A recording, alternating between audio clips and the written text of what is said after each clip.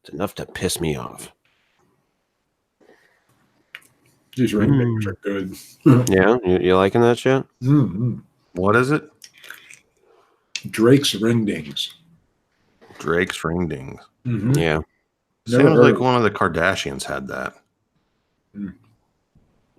Like no, an affliction. Yeah. Drake's ding-a-ling or something. I thought that was fucking Kanye. Who knows? Kanye Titta. Oh man, those things are good. Yeah, you like that? Why don't you have another one, Steve? I've already had 5. Fucking have another one. Why not? Get a big old mouthful of them. Yeah. Well, they're big. I mean, they're not huge. They're But you're the Sweetwater legend. Really, you both went there at the same time. Well, once again, you're the Sweetwater legend. Oh shit.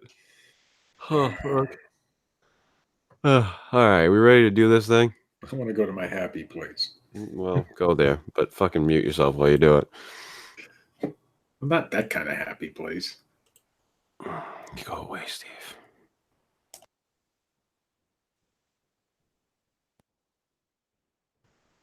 Steve Alcorn's a fine investigator. Oh, fuck off.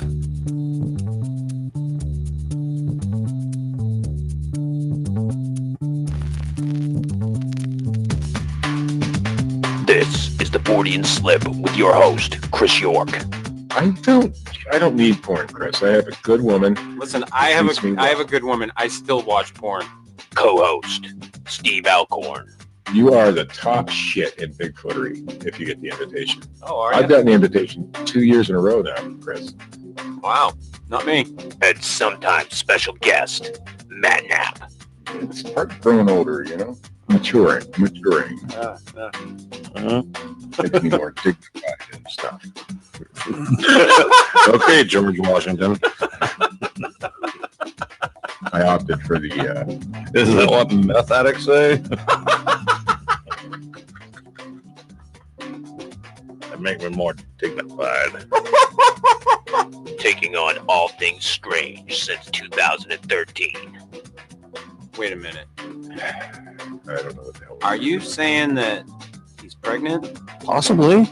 Was he implanted by one of these teenage aliens? Did that happen to Arnold?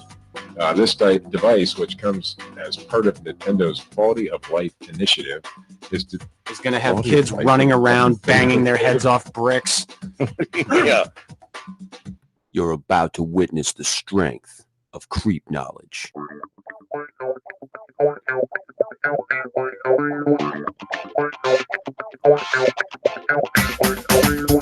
Good evening and welcome to the Fortean Slip, episode 80, Satanism in America. It's running wild.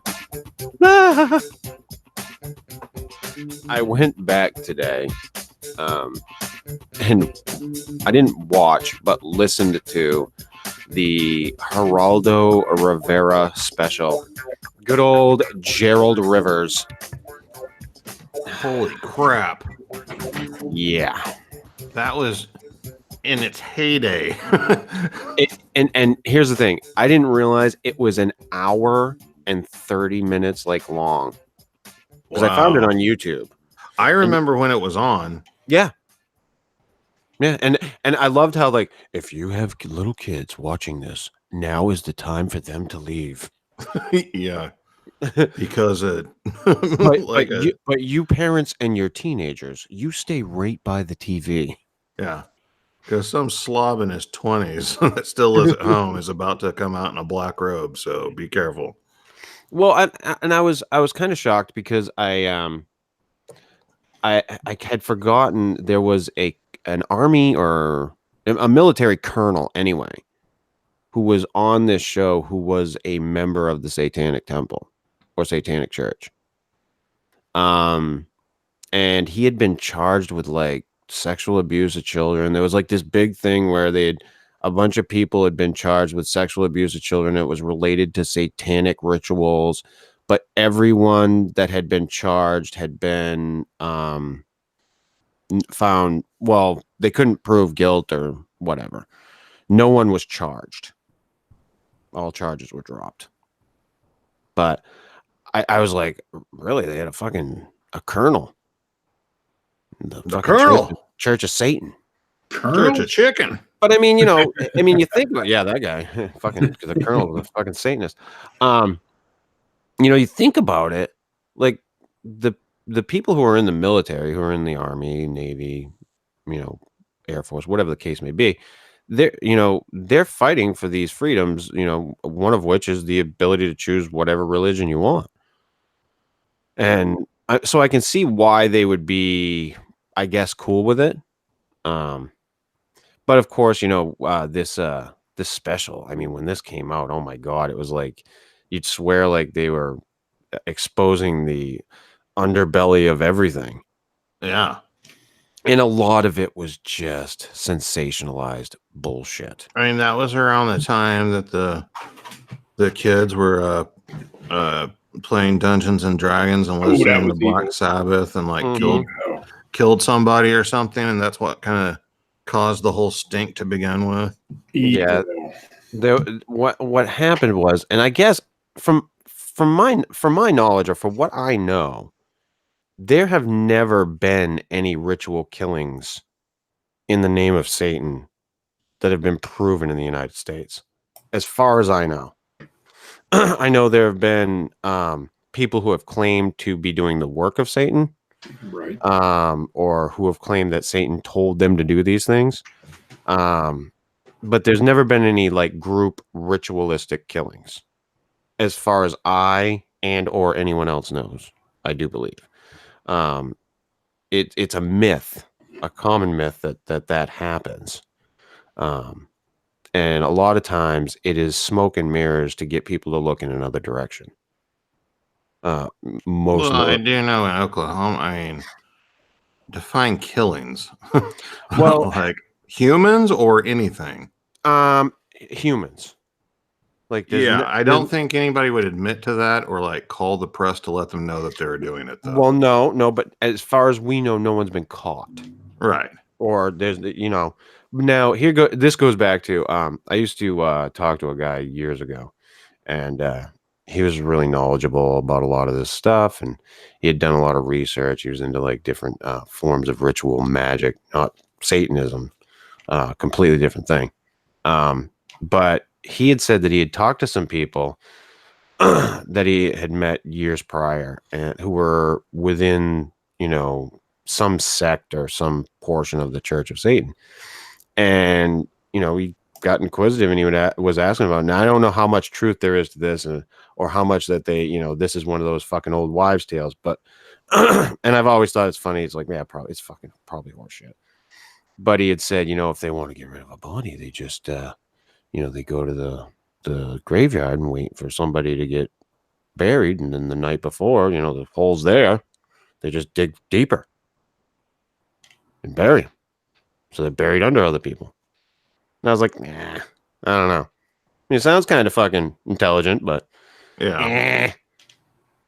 So, I mean, I went through this whole fucking thing with the Geraldo Rivera special. And I love, like, he's got Ozzy Osbourne on. You know? Yeah. Fucking Ozzy, who, by the way, loves the Beatles. Can't manage to fucking, like, work his remote in his house. Yeah. Where the fuck am I, Sharon? Sharon! And this was back when he could, like, kind of talk. So, I mean, he's just like, I don't want, you know, the people who listen to my music to kill themselves or to, you know, do bad things. Like, quite the opposite. That would be bad for sales. Right. And, you know, but Geraldo just keeps going, but you kind of have to admit that there's a connection between heavy metal music and this type of behavior. Like, what? We've never seen anybody listen to fucking Lawrence Welk into fucking Satan or something. I mean, what the fuck? I'm pretty sure listening to Lawrence Welk on a daily basis might drive me to kill somebody. But you get my point. I think if you're a Satanist, that's probably the type of music that you listen to. Fuck yeah. I think it's got to be horrible. But anyway, I went through this whole thing, and basically what I got out of that whole Geraldo Rivera special was that they sensationalized a bunch of bullshit. Yeah. That's all They, they ever do. I mean, what I think happened in the 80s, and this is my own personal opinion, I think that there was a lot of people who were very staunch, heavy-handed Christians who needed an enemy. Well, yeah, they made an enemy out of a lot of people, though. Remember But- when they were Procter and Gamble they fought against Procter and Gamble's symbol because it looked like some sort of Satanist symbol or some bullshit. It was all over the place back then. No, I don't remember that one, Well, but that's the way I see it, because you see a lot of these people in there, they're making these wild claims about what the Satanists do, and I'm just like, really? Like, I don't know that's, I mean, and I'm not a fucking Satanist, or I'm not I'm pro freedom of religion, but I'm not like pro Satanism or anything. I just don't know that this was, anything really solid. And then I listened to a bunch of stuff from now, and I'm just like, I don't know. Fucking weird people. Well, Yeah, I do know. I was a kid. So We for all the were. most part, like I remember like bits and pieces, like the cool stuff. Right. But like obviously I don't know exactly what was going on or anything. But as I got older, it certainly seemed very similar to just like pushed hysteria. Yeah. Like reefer madness in the 50s and 60s, Right. That sort of thing. And I think a lot of these kids that were, quote unquote into it were just rebelling. Yeah, I mean there was stuff going on for a fact. It was on the news here. They would find like satanic worship sites, but like it was probably just like wannabes doing stuff, Right. like playing the part, like I don't want to compare it to anything, but you also have like that whole vampire culture that was cool during like the 90s. Uh-huh.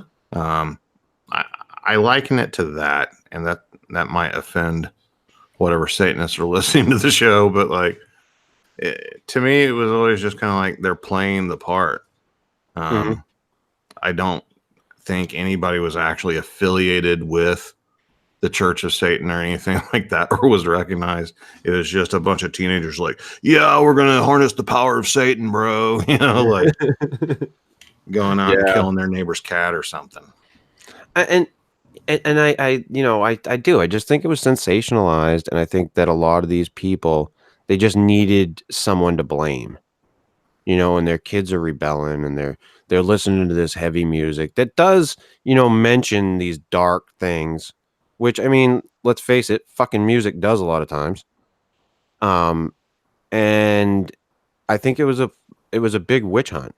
Well, I listened to metal whenever I was younger, and like, I'm never going to blame music for something because I never killed anybody because of music. Mm-hmm. But yeah, it amps you up. And whenever you're a teenager with all those hormones raging and everything and emotions and chemical changes going on, like you can get like worked up, and like it, a lot of that music does push being rebellious, So like if you're like this, nice, quiet Christian family in the 80s, and then your kid like starts ripping up their jeans and wearing heavy metal t-shirts, that would freak out a lot of parents, I think.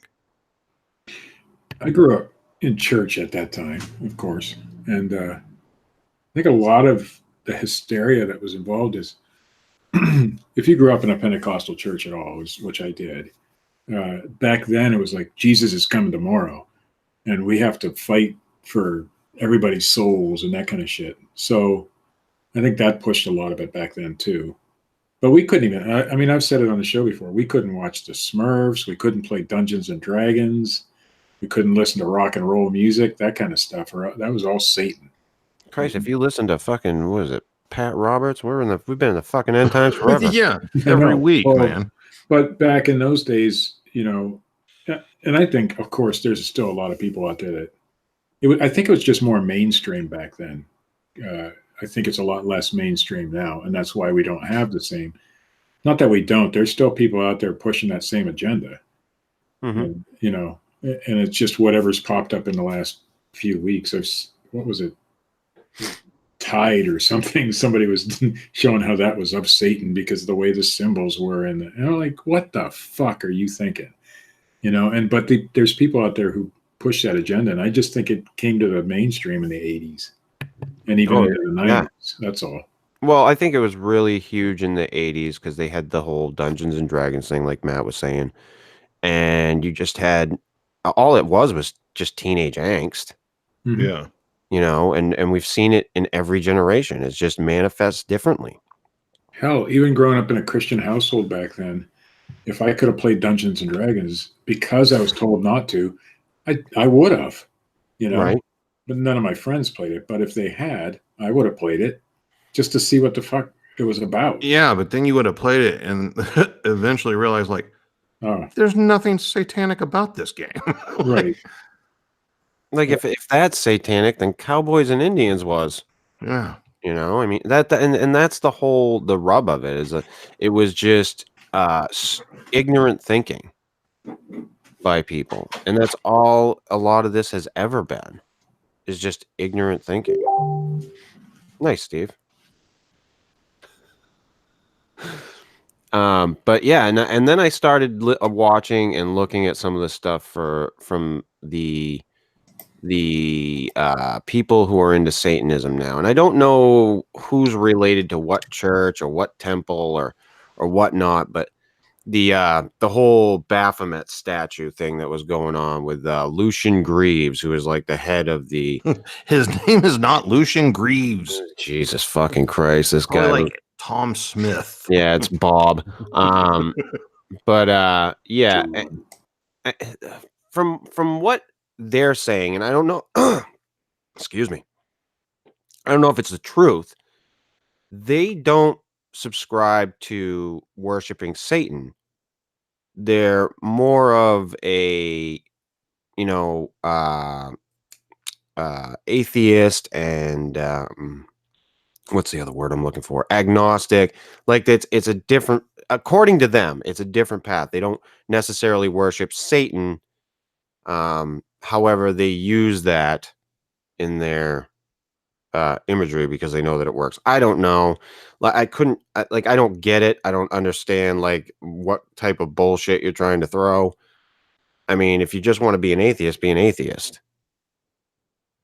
If you want to worship Satan, then worship Satan. I mean, I don't know. Or if you, but this seems to be like a whole thing that doesn't seem to relate to a religion that worships Satan.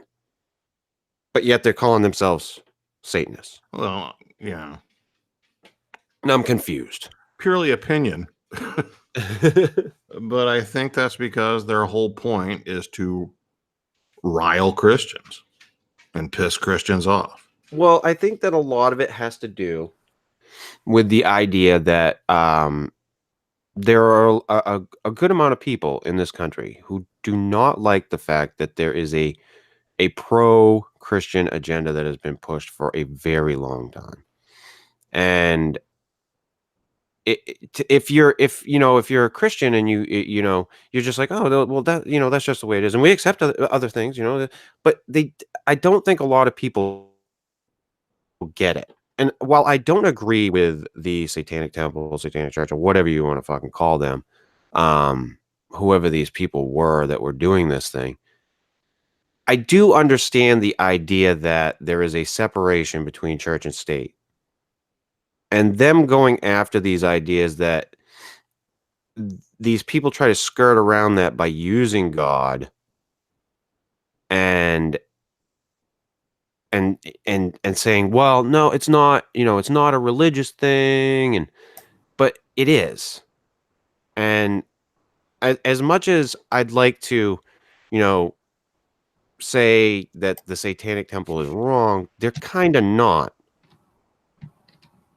Because if they donate something that's religious, Christian religious, and the the government's like, oh yes, we'll accept that and we'll place it here and we'll display it.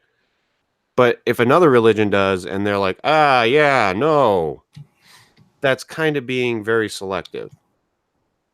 And there shouldn't be anything there. And that was their whole point to begin with about the whole statue thing, was that there shouldn't be anything there to begin with. But yet we're allowing this. So I kind of get it, even though I don't promote their agenda. Like, I get the idea of it. So. Right.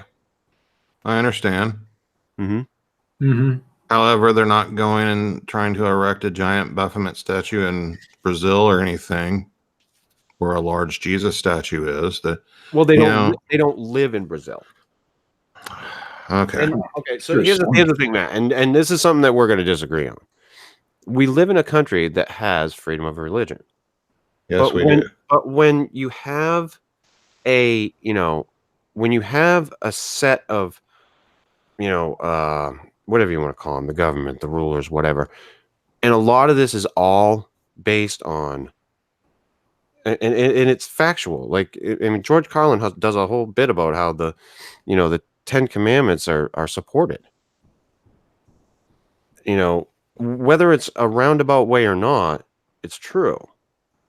And when you see that and you grow up and you have a different belief structure, you really feel left out. And I can attest to it. Like, I mean, when I was young, I grew up in a very Christian family. My grandmother was constantly shoving the Bible in front of me, Read this. And I fucking read Genesis, and I'm like, wait a minute. Like, they fucking had kids. They're in the Garden of Eden. They don't teach people on the planet. They send their kids to a city? Huh? What? I mean, I had questions from an early age, and I was chastised for it. I think we all were. And so there, because of that, I have an issue with it. If we're going to live in a country which says there is a separation between church and state, then there should be. Period. And there's a reason that that's there, because the church got too involved at one point in time, and we're controlling things, and that's why those things are in place. So, I mean, I just don't get why anyone would have a problem with a separation between church and state. Because it threatens their belief system. And they want everybody to have the same belief system. It doesn't matter what belief system that is. Everybody who wants the church and state to be together wants to push their own agenda. And that's it. And that's why they want it to be, they don't want it to be separate.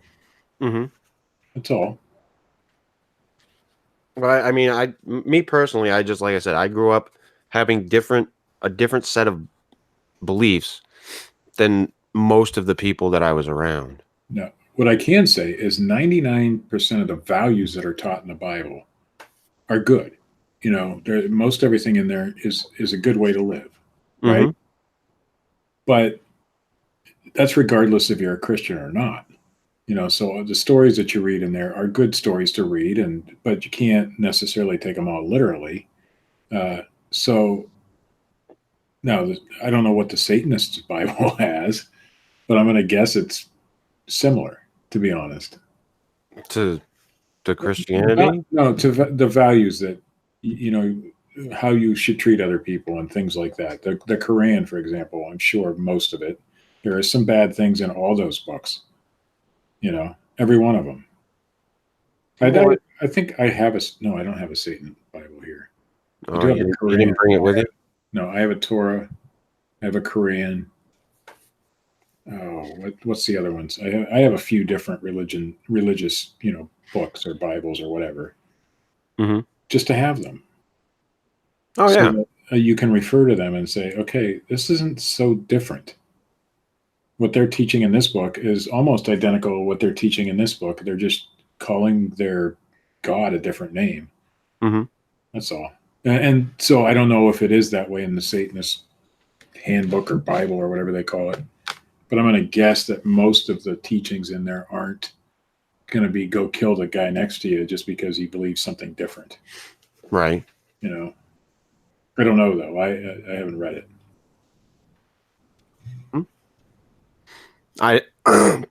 Oh, excuse me. I haven't read the Satanic Bible myself either.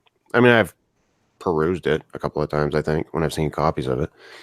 But I think the point is, Chris, that people who are against this, for one reason or another, probably haven't read it either, and have no clue what they're fighting against. Oh, most of the time, no. Yeah. You know, your average everyday person who's just, you know, they're Satanists, they're bad. You know, that's, you know, what you're getting. A lot of those people aren't informed. I've known Wiccans. I've known people who believe all sorts of different weird things. And you know what? They're all decent people. Every one of them. No matter what my Christian upbringing told me about how those people behaved, it wasn't really true. Mm-hmm. You know? But don't you think there's legitimate reason for that? Sure. I mean, you have read the Bible. What does the Bible say about Satan?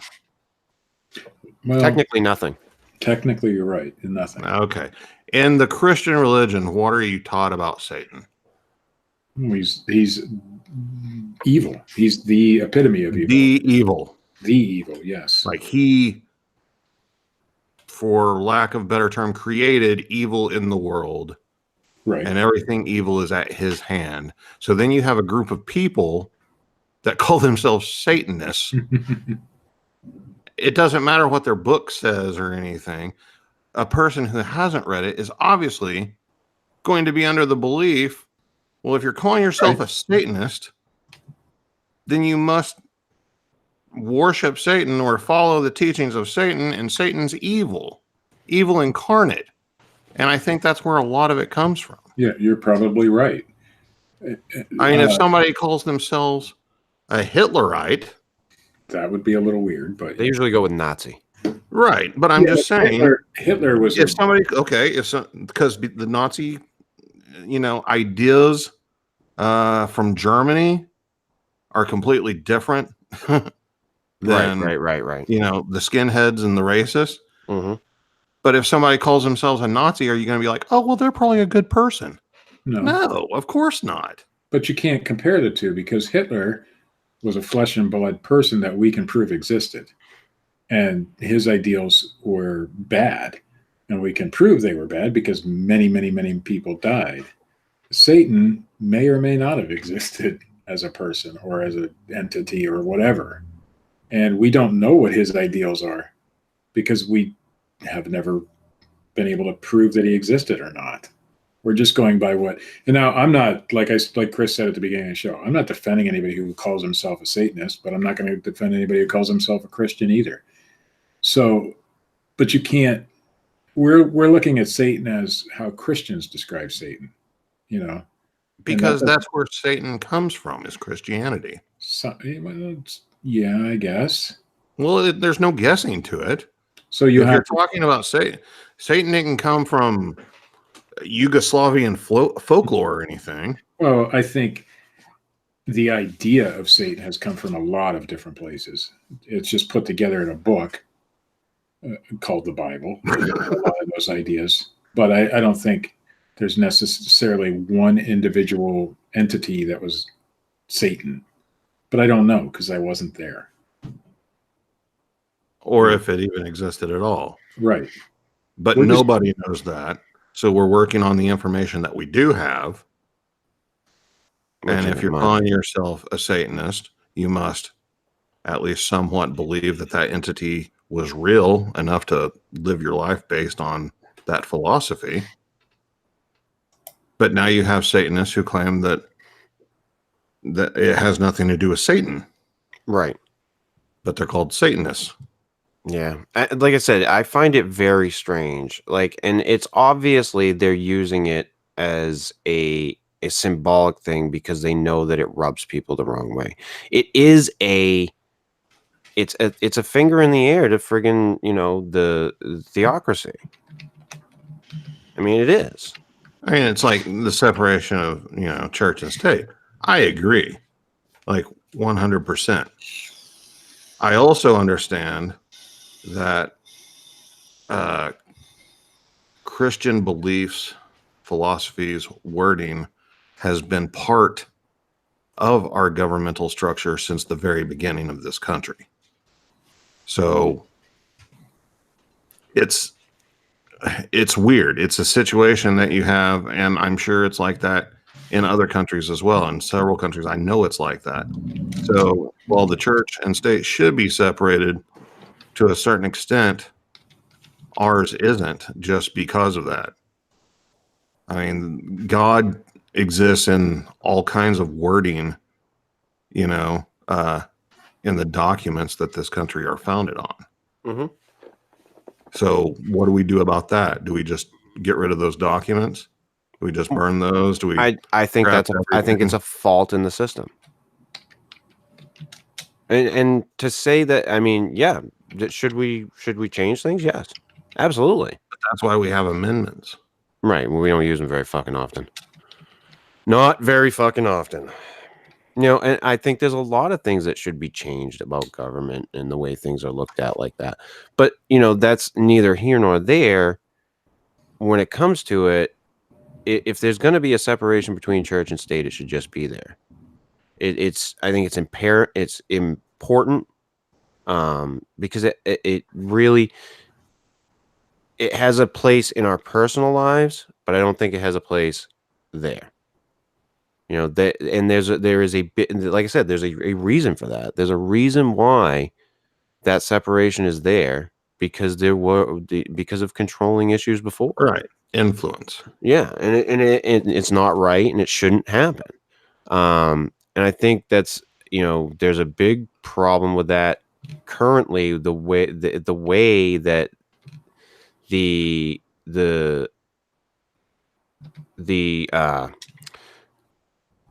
the Christian beliefs are like perpetuated, but in the same time they will rally around people who don't necessarily subscribe to it, but they'll support them, and it cracks me up when I watch it. I'm just like, huh, what the fuck? But it, you know, again, it comes back to that whole idea that I believe that people should run on platforms, not, you know, a base or whatever. Right. But I just think that there's definitely been a problem, and I get it. You know, while I think that some of it's kind of fucking childish and they could do it in other ways, I kind of get it. Because, like I said, I grew up being a different thinker, and it was a fucking problem. Like, I was constantly given shit by people in my family because I believed a different way and I thought a different way. And yeah, but also self-admittedly, whenever you were a child, you were raised around it and had it shoved in your face. That probably put a foul taste in your mouth from the get-go, and probably caused a lot of the reason you pushed away from it. No, it wasn't that. Well, okay. No, it wasn't that it was shoved in my face. No, you seriously, said your grandmother shoved it in your face, literally. Well, no, she would be like, "Here, read this," you know, and I did. Like, I sat down and read it, and then I had questioned it, and then when I had questions, that's when I got in trouble. Well, no, you just got and that's where the problem was. It wasn't that it was in my face. You don't think that influenced you? It was the reaction. Right. It wasn't that it was all around me. It was the reaction. And you don't think that had any influence on the way that you thought? Oh, absolutely. It had an influence. That's what I'm saying. So, but I mean, that influence that it had has never been wrong. Is where I'm, because I've always thought that these, you know, these people who need to push that on other people who don't want it. It's bad. It's a just leave it alone. You got your thing. That's great. Good. Cool. Good for you. You know, that's how I see it. But yeah, it did have an effect on me, but not to the effect of because it was in my face. It was because of the way when I had questions about it and I didn't understand, it was the reactions that came back from it. So like I said, I get where they're coming from, but like I said, I don't understand their methods or whatever. If you're going to be a fucking atheist, be an atheist. Don't pick up the term or the symbol of Satan just to stick your finger in the air. be what it is that you are. That's the part of it I don't get, and makes no sense to me. Well, that's the thing. Geez, I feel like I'm being overly defensive. Well, I'm just saying, like, okay, from a Christian believer's point of view, yes, Christians can be blamed for a lot of stuff. Okay. Mhm. But whenever you have the majority believing a way, there's obviously going to be problems in that system. There's obviously going to be people that don't behave correctly or act accordingly or whatever. Mm-hmm. It's just statistics. And this goes back to reaction. Right. Okay. If it wasn't that, if these people would root out the idiots, it's sort of like, okay, it's sort of like the police force in America. We got this thing called the fucking blue line. Right. Where cops don't like to fucking, this whole Serpico thing. They don't talk. The bad cops wind up, because they have this code. It causes a problem, and these things need to be fixed. I would not have a problem with Christianity being, a major factor, if when there was an issue, they went after it instead of steadfastly just defending the shit out of people who don't deserve it. Oh yeah, look at that whole priest thing. Yeah. Not saying that's necessarily. Well, that's more Catholic. It's Catholic, but it's in the same realm. Mm-hmm. But that's more my problem with it, is the way they just claws out defend it. And it's like, if they were willing to go after these issues, these problems, and root them out instead of just fucking going and that's the other problem that we have. And Matt, you and I have talked about this a lot. People are just, instead of being willing to talk about something, fuck you. Right. I hope you die, you piece of shit. That's where people go. And it's hilarious to me. Rather than, we can't just fucking like have a cup of coffee and talk this shit out. No, we can't. Not anymore. No. Jesus fucking Christ. But, so in that, I kind of get this whole, like I said, this finger to the system, or whatever you want to call it, that these Satanists claim to be doing. But, out of all the stuff that I listened to or watched, I didn't see anything that was like, we worship Satan, and, like if they did, they were like wacko, crazy people, or so it seemed to me.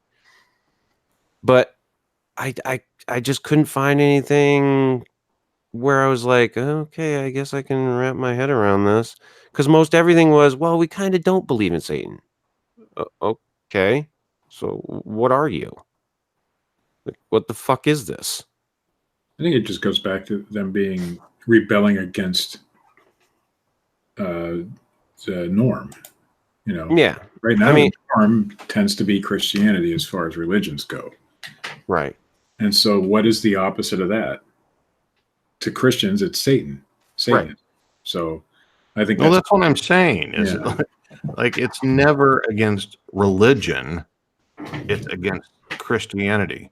Right. Or now you have a lot of people that are like anti-Muslim, which is fucking ridiculous.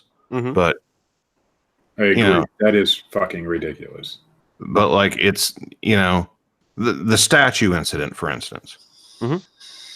Should the Christians, or should there be any sort of like Christian statue on government property? No, there shouldn't be. But is it offensive if it's there? Like, really? I guess it's up to the individual, but there was like, nobody was trying to have like a statue of Baphomet put there previously. It was only until Right. And according to them though, Matt, that whole thing was because they felt like that was a dissolving of the whole separation of church and state. I understand that, but like pushing to have your own statue of like a goat-headed demon with little kids crawling on them, like, why don't you just try to have the statue removed or petition against it? You know, like, no, you're taking it a step further and like trying to piss off Christians. And they accomplished their mission.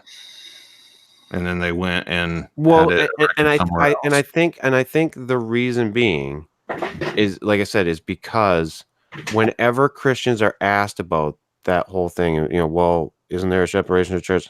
Well, we don't think it's offensive. That whether it's offensive or not doesn't matter. I don't think Christians care if it's offensive to somebody else. No, I don't either. But Because when I was a practicing Christian, I wouldn't have cared if it offended you. right. Because I thought that was the right way to be. And I thought that everybody should be that way. So And I think the matter ultimately is it shouldn't be there. Whether it's not offensive or offensive, it shouldn't be there. And I think that's the bigger issue. and if you're going to allow one religion, you have to allow them all. In this country, the way we believe, all men are created equal. Everything should be equal. It's not by far, but if you allow one, you, and I think that was the whole point of that thing. If you're allowing this one, you got to allow this one. do you have to? Do I personally? No. Well, I'm saying, okay, so let's say, you know, your kid goes to a school and they want to put, like, the elementary school down the street here where I went had a miniature Statue of Liberty on the property. Okay, so since that statue is there, should I be allowed to say, well, I demand that a statue of two people fucking be erected in front of the school now because they allow statues, so they should allow any statue? No, I think that's taking it to misinterpreting it. Well, no, it's using a technicality to fuck the system is all it is. True. And I'm not disagreeing that they used a technicality to fuck the system. I mean, that was their whole intent. Mm-hmm. But it is a religious symbol. But you're right. If you allow one religion to do it, you should allow them all. But at the same time, you know, if they're pushing something, you know, negative, I don't think it should necessarily be allowed. But again, to them, it's not negative. Well, I'm not talking about that. I'm just saying in general speaking. Now, your analogy between the Statue of Liberty and a statue of two people fucking is maybe a little going too far, because the Statue of Liberty is a symbol of freedom. She's fully clothed. If you had another statue that... But as an American, I have every right to be offended by the Statue of Liberty. You absolutely do. Absolutely. I mean, there's... You know, like that RV place right now is about to go to court and fight because people want them to pull down their American flag. Like, come on, man. This whole thing about, like, it doesn't matter if people are actually offended or not. Now we're just going to throw a fit if somebody could be offended. Oh, yeah. And that's what I think is ridiculous. Right. But see, it plays both ways. That's the thing. And I think what Christians don't realize is they play that game of I'm offended. But when other people are offended by what things that they do, how could they be? Right. How could they be? You know, and that's where I think the problem is. And I think that's what that whole statue thing was about, is to demonstrate that. You know, that, and they're sticking it to the man. It's demonstrating a lot of things, but that was one of the things it was demonstrating is, okay, we're offended by yours, so you can be offended by ours. You know? Mm-hmm. Yeah, and I don't think it was right to put it there. If you want my opinion, I think it was stupid. Yeah, I think the whole thing was fucking stupid, to be honest. But I understand what they were trying to accomplish too. But I don't think. See, I disagree. How, explain, Matt. I don't think they were offended by it. I don't think that's what it was about at all. I That- think it was an attack towards Christianity. Well, like I said, if you Oh, yeah. if you go by what they say, it was, if you can do this, then we should be able to too. Okay, and they were what, based out of California? I don't know. They did it in another state too. Right, but I'm saying the ones that threw the fit and wanted to erect the statue here in Oklahoma weren't even from Oklahoma. They Correct. read about it in the news. Mm-hmm. Well, you know And- why they picked Oklahoma, though. And found out that because we're in the middle of the Bible Belt, man. But absolutely. So we don't, everybody here must be a Christian. But anyways, then after all that happened, and it was like, okay, they're right, we're not going to do it. Did they stop? No. They started going around petitioning in other states until they found a place that would let them put up their stupid statue.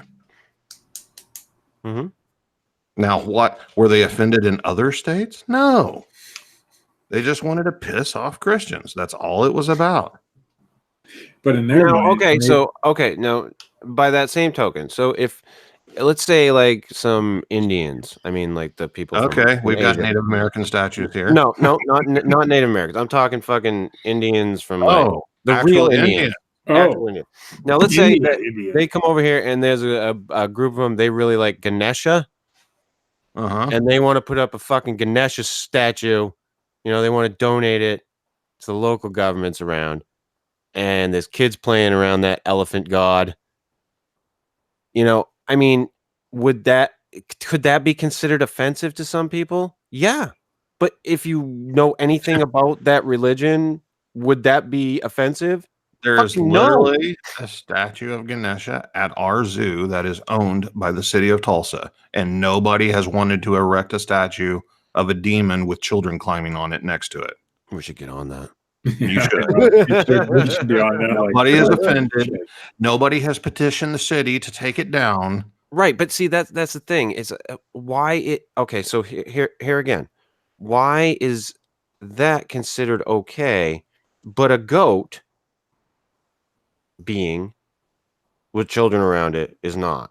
Why is that considered okay, but a cross isn't? And I get it. It's to you, it's an offensive thing, but to them, it's not. It's not, because it's not an actual thing that they believe in, Chris. It's them trying to be assholes. That's the difference. If they, for 1 second, like if they, like as a church. So wait a minute. If there's a problem in the government, because of religion, and you can't get any fucking headway with it, do you just sit back and do nothing? And just, oh, well, that's just the way it is, and they're Christians, so fuck it. We won't do anything. We won't try to change anything. We'll just let them continue to do what they do and make no excuses for it whatsoever. So why is everybody allowed to do it except for the Christians? I don't think anyone should be allowed to do it. I'm not arguing that anyone should have a fucking statue. But that's the thing. They weren't trying to erect a statue anywhere. They weren't trying to do it until there were Christian statues or monuments put on. Okay, and you don't think properties. there aren't any religious statues in the state of California that they could have gone after? You don't think they could have gone after a Jewish center? Right, and I think that they should if that's their fucking plan. But it's not. So, like I said, I'm not saying that I agree with the scope, but in essence, I get it. Like I said, I don't support these fucking idiots. I get the statements and the cause that they're hiding behind as an excuse. Mm-hmm. I don't believe that their cause is truly what they claim it to be, though. Not for 1 second. Now, I'm going to say this, and don't take any offense to this. I think that even if their cause was true, I don't think you'd believe it. Personally. Why is that? Because I don't think that you would. I think that you just think that it's a finger in the air to Christianity. And I get that because it would seem so. But I think that's the problem. I think that even if they meant it and they were sincere, about what they're doing. And I don't know that they are. Like I said, I don't support this bullshit. All I'm saying is I think that no matter what they do, people who have that mindset about it are never going to believe that they're sincere about what they're trying to do. I don't think there's a case where this guy, Lucian Greaves, especially for you, Matt. I don't think there's a fucking case where this guy could come out and be like, no, we really truly believe this, where you'd be like, all right, I buy it. I just don't think you ever would. And like I said, I get it because it seems, and I believe like you do. I think that this is just a finger in the air. That's all it is. If you're talking about like that group of people specifically, yeah, you're right. Because I think the whole quote unquote religion is just mocking Christianity. It's kind of like if somebody wanted to erect a flying spaghetti monster statue, I would not support the religious freedom for them to do that, even though they have it. I think that's the one we could really get behind, though. Yeah, the idiots that put the fucking spaghetti strainers on their head. The fucking colanders. But that religion is, there's no debate that religion is not really a religion. And even the people who subscribe to that religion will tell you it's not. Yeah. But Satanists, on the other hand, truly believe that what they're doing is righteous and right, whether it is or not. Yeah. I mean, like I said, I don't support these guys. I mean, I support their right to have their religion. Sure. And believe what they want to believe. Spaghetti monster. But as with a lot of things, I say, believe what the fuck you want to believe in your own personal fucking space. Keep it the fuck away from me. I don't need to see it. Do your thing. Be happy. Celebrate. Rejoice. Worship. Do whatever the fuck you want. I don't care. But I don't need it shoved in my face. Because I think that, I personally think that religion's a personal thing. And I mean, while like I said, I completely support them having their own quote unquote faith, whatever that may be, although it doesn't seem like it's faith at all. I'm more apt to support like the whole Anton LaVey idea of Satanism, where that seemed more like, okay, he truly believes like the devil worship idea. Whereas these new people just seem to be like, no, this is just the fucking island of misfit toys, which is exactly what it seems like. We're all just agnostic and atheists and we don't subscribe. Okay, so fucking just be what you are and stop being assholes. But they want their tax deductions. So did L. Ron Hubbard. And he got them. No, he didn't, but other people did. But the church finally did. Yeah, he fucking croaked before that happened. I don't believe that's a real religion either. But it is, because a religion is anything you want it to be. But it is because lawyers harass the IRS. Right. Ultimately, I think what a lot of this shows us as a society is the faults or the cracks in the system. I think that's what it shows us, to be honest. I mean, there are things that need to be remedied. And until people are willing to accept that, yes, it's okay if you're a Christian, or it's okay if you're a Muslim, or it's okay if you're this or that, or whatever the fuck you want to be, but, just let it go when it comes to being in public office or whatever. It can influence your decisions as a person. You were elected to that position. But it doesn't need to be shoved in everybody's fucking face 24/7 like it is by a lot of people. And I'm not saying it's politicians. And I'm not saying that it's everybody, I mean, I deal with it with family members on a regular basis.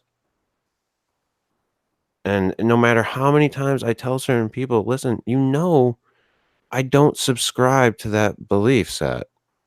So, and do I come in here telling you to fucking, hail the four corners or fucking whatever. You know, it's not even in my mind. But you got to tell me that, you know, Jesus is my savior? I'll tell you, when I was a devout Christian, when I was a teenager, I still wasn't going out and telling my buddies about God. It just wasn't a thing for me. You know, I believed it, Right. but I respected their right not to, because they didn't have to. Because I believed also that we live in a free country where you're free to believe whatever you want. Mhm. So that is one thing that I do have a big issue with. And what drove me away from the church is the just, I don't know, mad dog approach that they take. Some people, not everybody, in But that- pushing the religion. Like, I understand that. I used to harass the street preachers, as we called them, who would go around like the teenage hangouts trying to save people. With their signs. Well, they would have their pamphlets and be like, "Hey, man, can I talk to you for a second?" No. Just like on the street, you know, like they would go where teens would hang out and they would walk around and do that. Like, as a matter of fact, in my teenage years, I was atheist. Becoming a Christian I don't go to church. I'm not like I'm not into religion. I just share the same belief system pretty much to a certain extent. I think we get religion and beliefs mixed up a lot. Right. And that's what I was going to say. Like, you shouldn't let the church or the actions of a church or a group of people push you away from a belief system. They haven't necessarily pushed me away from a belief system. They have pushed me away from a church building because I don't want to hang out with people like that, you know? So if I want to still believe in God, I'll do it on my own terms. I'm not going to do it on the terms of those people. But like, it's just kind of funny. I mean, it's not really funny, but like, I don't know. Like, I bitch about it. You just bitched about it. Chris has bitched about it. You know, people pushing Christianity as a belief, you know, onto others. But I got news for you. In the majority of other religions, it's way worse. Oh, yeah. I know it is. Like, try growing up in one of those belief systems in a family and saying, you know what, I don't believe the same as you. What people don't realize is Amish people, that's a religion. It is not a race of people. It's a religion. Right. Try growing up that way. You know, that is a whole freaking Yeah, you don't believe like they do? They kick you out and never talk to you again. That is right. Because my brother-in-law is former Amish, so I know a little bit about how that operates. And that it's not just Amish. A lot of Muslim people are like that. A lot of, even atheists push their beliefs on their kids, you know. So I never pushed any belief on my children. If they wanted to believe in God or the devil or the spaghetti monster, I could care less. It's up to them, right? Right. But that's not what it normally is in a household when somebody believes strongly in a religion. No. Yeah. And I'm sure there are Christian homes where if the kid didn't believe as the father did, the father beat the shit out of the kid. I'm sure it's happened more than once. Oh, hell yeah. But I'm just saying, like, in society, like, how do you think it is in the satanic household? It rubs the lotion on its I don't know that they have many children. Usually what? It takes you didn't a male and a female breeding. Oh my god, dude! One of the to go back to the Geraldo Rivera special, like he had some of these quote unquote kids who had been abused in these satanic cults, and like the kids like going through these drawings that he wrote about the woman having the baby and she threw the baby at the wall after it was born, and I'm just like, huh? Like like so sensational, but like it got me thinking, like the mentioning, you know, what would it be like if you grew up in a satanic household? Like I couldn't believe how overly dramatic they made the whole fucking thing. I think what we need to speak out against is, and these are probably the extreme edge. The guys are putting up these statues or want to put up these. They're probably the extremists in that religion. Mm-hmm. Just like Muslims have extremists. We should speak out against extremist Muslims. We should speak out. There's a lot of atrocities that Christians have done over the years. Lots of them. Oh yeah. We should speak out against that. But people who want to believe the way they want to believe, whatever, have at. You know, normal, everyday people who want to believe in Satan can believe in Satan if they want to, as long as they're not out there doing the extreme shit. Not out killing people. Yeah, well, whatever, you know, Sharia law and Or quit worrying about what other fucking people are doing, period. right. Well, the problem that and this goes back to something that I do have issue with when it comes to us saying that we're a certain type of society, that we have this separation. The separation should be there, and if it's not, then yes, I do think people should throw a stink about it. Do I think that we should erect a statue of fucking Baphomet? No, but I think that it should be discussed and it should be remedied. I don't think we should have statues of Jesus in a courthouse either. That's my opinion, and I could be wrong, but it's my opinion. Do I think we should follow, you know, some of the teachings of the Bible in our law? Absolutely. But we don't have to make it. Well, by that right, we should follow some of the teachings of Buddha and fucking. There's all kinds of them that we should follow. Right. Anything that is good and just and right should be followed. Anything that's not should not. But you know, but there again, you know, what's good for you may not be good for someone else. Those types of things are relative. Anything that's universally accepted as good, you know, that doesn't exist anymore. Yeah, it does. Yeah, don't kill because somebody is going to throw a fit about it. Just because you're saying it. You know, don't kill people. Don't steal your neighbor's shit. You know, that kind of thing. Well, what if I want to kill somebody, Steve? Shouldn't I have that right? But what if I want what my neighbor has, Steve? What if it's part of my religious belief? Yeah, then I have to go steal his shit. We shouldn't give people special considerations for their religious beliefs either. You know, but then we're infringing on religious freedoms. Yeah, Steve. So where's it at, Steve? But where's even the line? Okay, the Bible said you still have to respect the law where you live. But what if, you know, the religion doesn't say you should respect the law? What do we do then? What do we do then, Steve? But it does say that. That religion says it. Yeah. What about Satanism? There's also things arguably in the Bible that actually break the law if you follow them. I'm sure there are. Spare the rod. Yeah, there's. I mean, so yes, are there rules, quote unquote, to follow in the Bible that are good? Yes, but there's also a lot of shit. Oh, I'm sure. Well, I know there is in the Bible. I've read it from cover to cover. So therein, it lies my problem. But there we go again. What? What? There we go. Where'd we go? That's my point. What? It's always, is there a lot of shit in the Bible? Yes, there is. I agree. As is in every religious text of any denomination of belief, but it's always the Christian religion that we talk about. No, because I was just going to go there. Okay. I was just going to go with, you know, the fucking Bhagavad Gita or fucking whatever that is. And, you know, the Egyptian bullshit that they all had, you know, they drew what they saw. Really? Maybe somebody just had a fucking dog head on. I mean, so yes, there's bullshit in everything. And we've talked about this too. Like, you know, maybe these people that told these stories ages ago were full of fucking shit. That's a distinct possibility. You know, I mean, Stephen King writes a lot of good fiction. Yeah. You know, just because they didn't have a lot of paper back then doesn't mean they didn't have people like him who had fucking active imaginations.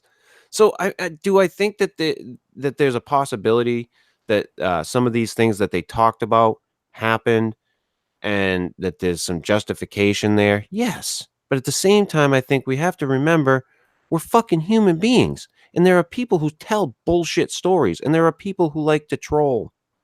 And if you think trolling is a fucking new invention, whoa, no, Yeah. it's not. People have been trolling for centuries. That goes back to what Steve said, though. I mean, does it really matter, or does the actual overall message matter? I mean, who cares if some of the shit's made up? The overall message is all good shit. I think the problem winds up in the people. I do think the problem it all lays with the people. And we get into these little tribal things. We're still very, very tribal. And I don't think a lot of people want to accept that. But when people get into these little religious groups, like, I go to this church, or I go to that church, or I go to this temple, or I go to that, you've delegated yourself, or you've immersed yourself in a tribe with its own little leaders and its own mindset, and there are some inherent problems there. And it goes back to the whole thing that I said earlier, Matt, about like, I wouldn't have as much problem with things if they actually went after the people doing the bad things and didn't just try to defend them. And the whole priest child thing in the Catholic religion is a perfect example. Yeah, but the reason oh geez, here we go. I am not for 1 second defending any of that shit. You're okay, shit here, Matt. I'm not defending that shit at all. Okay, I'm going to change it to the police. We're going to go back to the police and the blue line. Yeah. The reason that blue line exists is because they know from experience that if they do throw it out in the open, people will throw a blanket over it, and it will become police do this, not that guy did this and happens to be a policeman, just like is happening within the church. And okay. And that, Matt, is a problem with society. Yes. That needs to be fixed. That's not a problem. See, we should be able to say this Catholic priest is a sick motherfucker and needs to pay. And the church should be able to throw him out and say, here he is. Here's what we found out he was doing. And to go back and to go back to your point, though, and I think you'll agree with me on this. The people that go with that all police suck because of this one instance, they're the minority. But yet, for some reason, they have the largest voice. Nowadays, yes. It's fucking crazy. Because they now, well, see what you just did? I'm sorry, Matt. Because that voice is now in control of the media. I know people would disagree with me, and I'm not getting into an argument about Fox versus CNN, but I'm just saying those voices are now what you hear on the news. No, okay, so here's the thing that I will go with this. The liberal media is a bunch of horseshit. Absolutely. And I am a very left-leaning person. I would consider myself more independent than anything else, but I think that the liberal media has screwed the fucking pooch. But again, I also think that Fox News has screwed the pooch. I think that the rabbit holes we've gone down have created the beast or the monster that we have today. And it's their fault. It's the fault of this shit. And the media has been doing this for a long time. They do it with shootings.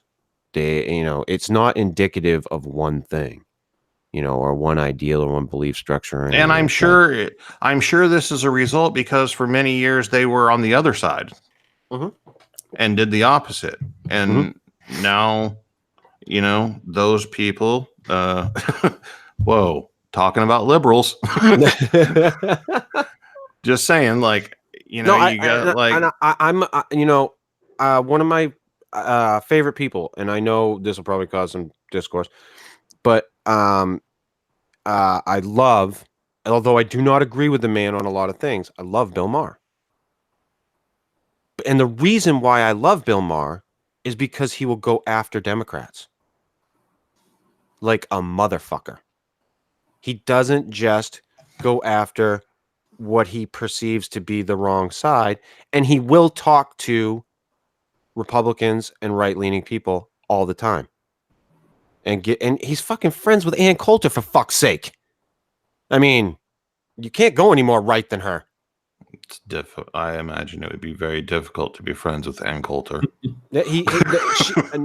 She has gone onto his program. I don't know how many fucking times now, and they've said, you know, they're friends, even though they have completely different, you know, sets of ideals.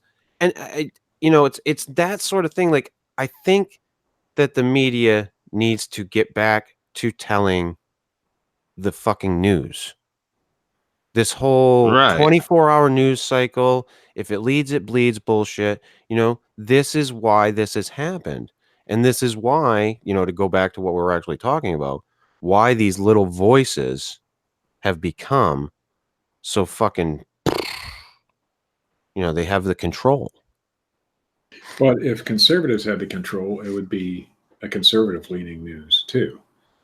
And I think maybe in the 80s, maybe a lot of the newscasters may have been conservative, and that's why we had that whole thing with the church and Satanism and all that.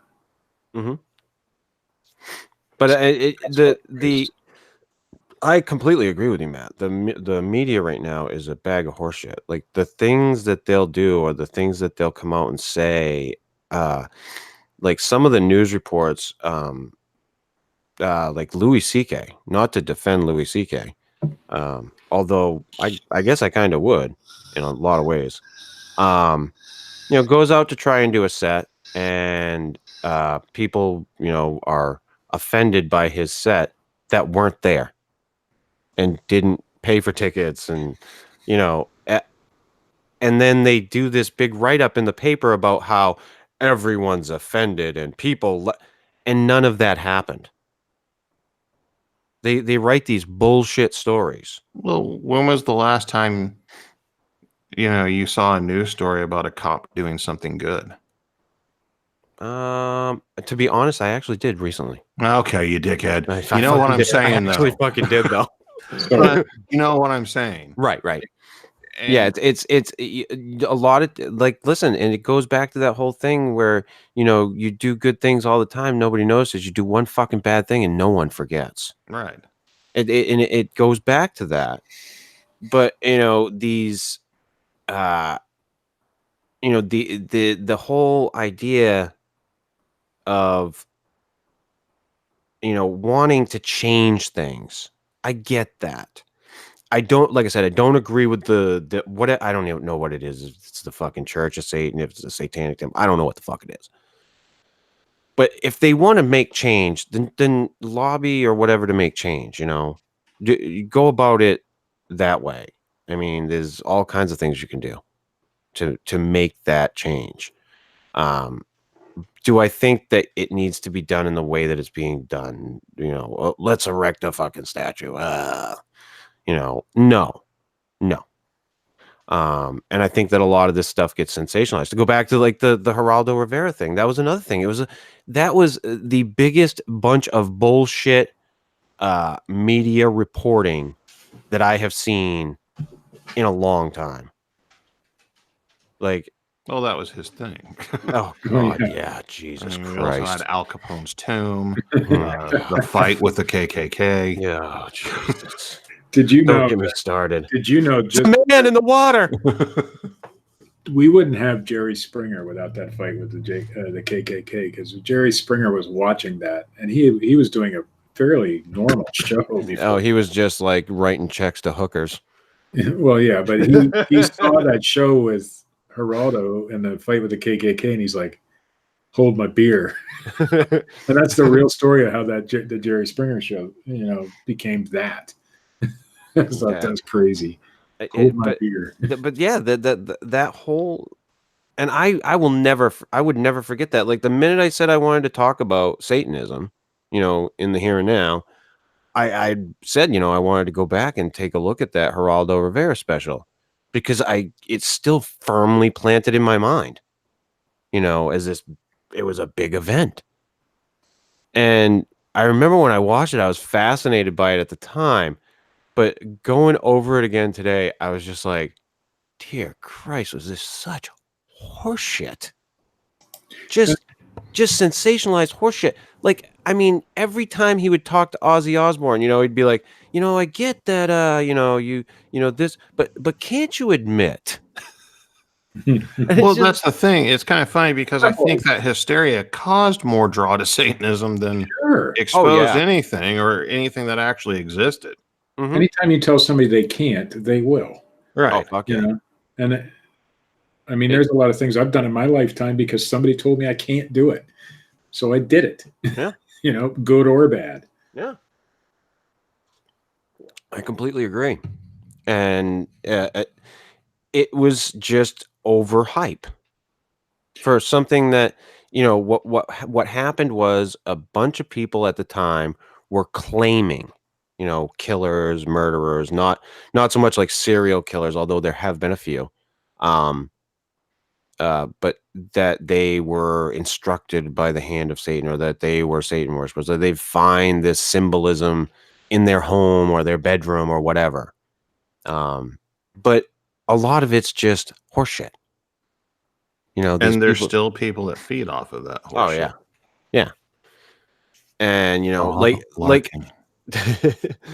the when you were saying about the vandalism stuff, the satanic, that happened here in Maine. Like at that time, he actually mentions it on the program that there were a bunch of churches in Maine that were vandalized. Now, do I think that was the work of a satanic cult? No, it was a bunch of drunk teenagers who were bored. Probably. Up north. That's what it was. It made for good TV. Well, yeah, exactly. But there again, Steve, lies the problem. Let's get back to reporting the fucking news. Or at least reality.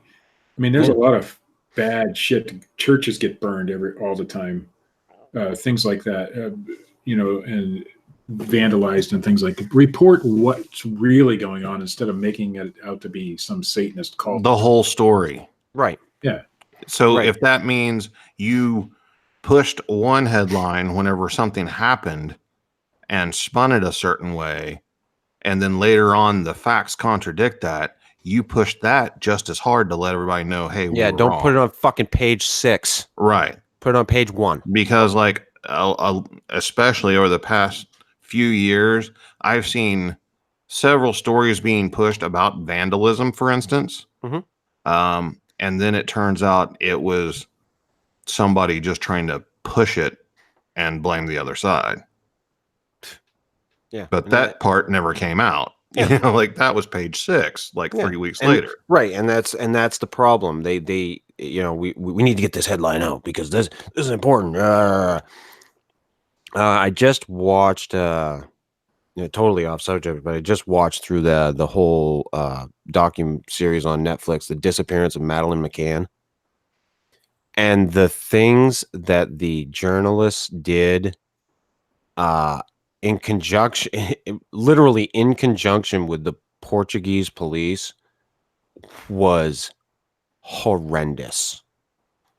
I mean, the lies they told about people, they called people pedophiles in the press for destroyed lives. There was a guy who wound up getting from the UK. He wound up getting like a $600,000 settlement for libel. Is it libel in print? Yes. Yeah. And in the UK, they capped that at 300 grand, but they awarded him 600 grand because of how fucking heinous it was. So, I mean, to your point, Matt, I completely agree with you about the media. The media is horseshit. And they have been for a long time. Yes. And I think the problem now is that a lot of people are getting a bit more hip to the fact. I can't believe I just used that word. I should be in my life. It's hip to be cool, Chris. Yeah, it's hip to be square. Hey, do you listen to Huey Lewis in the news? Do you want to borrow my Kid and Play CD later? Yes, absolutely. I'm gonna have a fucking house party. But yeah, I mean, I don't fucking know anymore, man. The truth is getting harder and harder to find. Yeah. Period. You know, and I just wish that we could have that, but so much of it is proper fucking ganda now. Yeah. It's all And propaganda. yeah, now, and especially I just wish that the two sides would admit that. That's all I wish at this point. Just fucking admit it. It's all propaganda. It's horse shit. You know. and they know it. That's the thing. Both sides. Now, maybe Oh, yeah. maybe the average Joe doesn't. They really believe that they're on the right side, whichever side that is. But my God, well, if you take a look, step back from politics, for example, it's oh my God, it's horrible on both sides. Yeah. People behaving badly. The average Joe, unfortunately, just sits there with their mouth open and lets them spoon it in, though. Yeah. Well, Why is it? Here's what I got a question about politics. Why is it since, who was it? Bill Clinton. Since Bill Clinton, prior to Bill Clinton, it didn't happen as much, but since Bill Clinton, getting every blown president in the Oval Office? no, every president should be impeached. We said it about Bill Clinton. We said it about Obama. They're saying it about Trump now. Because that's what they do. It's just because it's see, the problem with America is this. When we do something, we do it to the extreme in one direction. And then we go, oh shit, we got to fix it. So we, what do? Do we try to find center? No. We swing to the complete opposite direction all the fucking way. The day that Obama was in office, the Republican side or the conservatives started calling for his impeachment. Okay, but this goes back to the thing that I was talking about with Matt earlier about how you can't just have honest discourse. You have to hate each other. You have to. And apparently, it is the directive. And then we bitch and moan that things don't get done. You know, well, how can they do shit when there's so many walls for them to climb to do it? You know, exactly. It's bullshit.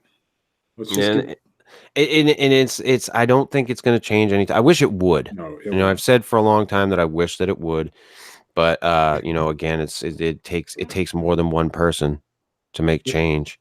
But we've had bad presidents. Nixon, for example, did some stupid things. You know what? I actually have some re-elect Richard Nixon pins here that I found the other day at a yard sale, but it was something about his dick, but I don't remember. Anyway, well, Richard Dick. But I think he changed the way we view presidents, and that started a political climate that everybody was bad in the office. Everybody in that office had to be an evil politician or something, and it kind of took effect slowly. I don't know. I disagree. So. We used to love our before that. We used to love our presidents. Not everybody. It's more of what Chris was talking about, where I didn't get my way, so he's evil. He needs to die. He needs to leave office. He needs to get out of office because he's not the one that I wanted. I wasn't blaming Nixon, for example, but no, I'll be the first one to tell. I'll be the first one to tell people that it, because there is a large outcry of people that are complaining about the fact that Trump is president, but there is a small portion of the United States that votes.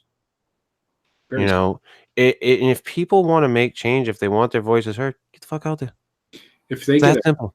In local areas, if they get a 20% turnout or a 30% turnout, they're like, throwing parties because it was so good. Yeah, and I think that what a lot of people will find that a lot of these loud voices are the people that don't do a fucking thing. They don't get out to vote. They're not activists in any way. They just like to bitch. Which I'm kind of glad. Because some of those loud voices are fucking idiots. A lot of them are fucking idiots. Like my stepson just turned 18. There's no fucking way in the world I would want 18-year-olds deciding who the president was. I don't care if they're the majority or not. Like, they're still fucking idiots. No offense to any 18-year-olds out there. No. My son my son actually drove me for the first time this weekend. He got his permit. I was so proud of him. Awesome. Yeah. That's kind of Well, funny. And when he I was almost 18, like back I into voted- thumb too. When I was 18, I voted totally different than I would today. Oh Totally. yeah, yeah. And I was going to change the world by my vote. and yeah, and you get that mentality. and I think that people should, that if they want to make that change or if they want to be present in the system, then do that. And to get back to the whole thing, the idea of the Satanic Temple or the Church of Satan, whatever. If they want to make change, get out there and make it in, make it in another way that doesn't make you seem like dicks. Right. Because right now, all you're doing is making yourself look like dicks. You have the right to look like a dick. Yeah, go ahead. I mean, if that's what makes you happy, obviously you're getting things done for what in the direction that you want, but you're just making yourself look like a dick. Because while I agree with what you're trying to the resolution you're trying to get to, I don't agree with how you're getting there. I think that's kind of foolish. And if you don't worship / believe in Satan, change your fucking name. Yeah, exactly. Like, I think, if you're going to try to clear a field, you don't use a nuclear bomb. You just go out with like some Gas and stuff. fire. Well, I mean, they Jesus use the Christ. name for shock factor, shock value. I'm Yeah. sure, but Yeah, and like I said, I get the idea. I get the idea of it. I get the point. I don't agree with the plan of action.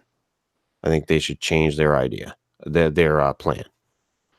But it's a fucking weird world we live in. Because when I was younger in the 80s, when you worship Satan, man. Yeah. That fucking shit was real. If you Fucking listen to blood Motley Crue, sacrifice. Fucking you wrote out a fucking contract in blood with Satan. Fuck, you're shouting at the devil. That's right. With your if you're eating out a girl and she squirts across the room at the beginning of the movie. I do have to say a few things about how it's changed in churches since the 80s, which in a good way, in my opinion. Back then, I have a tape here in my house, a cassette tape, because I used to do the audio for, I used to record the sermons. And the pastor was preaching against homosexuals and Satanists. I mean, it was bad. I go back and listen to that stuff now. I'm like, holy shit. I used to listen to this guy, and he's a great guy. Mm-hmm. Now, he's a great guy. Hates homosexuals. Great guy. He's a great guy as a person, but his beliefs were fucked up back then. He doesn't believe the same way now. I guarantee it. Yeah, and it's a hard thing. Have you guys ever heard of that black guy that tries to talk to the KKK all the time? No. And I think, if I remember correctly, like he winds up saying, like once he gets them talking or whatever, that he's like, yeah, they're just like everybody else, really. They are. I mean, my question is, how do you find the KKK? Yeah, exactly, right.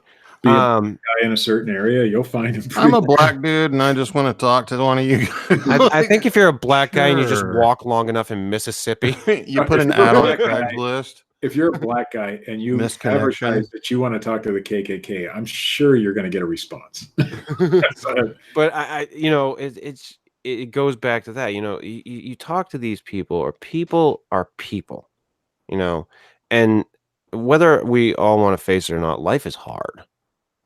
For everybody, not just for one person, for everybody. And a lot of times, perspective is a fucking wonderful thing. You see something that has happened to someone and you go, oh yeah, my fucking lot in life is dick compared to what that person has to deal with. But we get into these modes where we're complacent and we don't pay attention and we're just like, oh, my life's boring, or this sucks.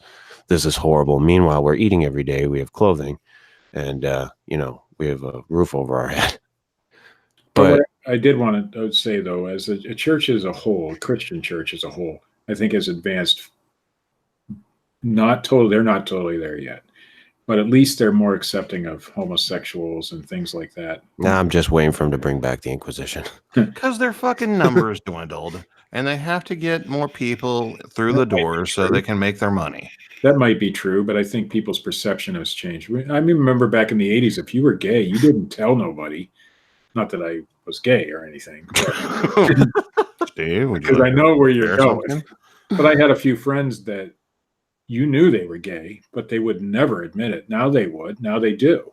Mhm. Because the perception was different then. So at least some of that is changing. I think we're long way off, but at least the perception is changing.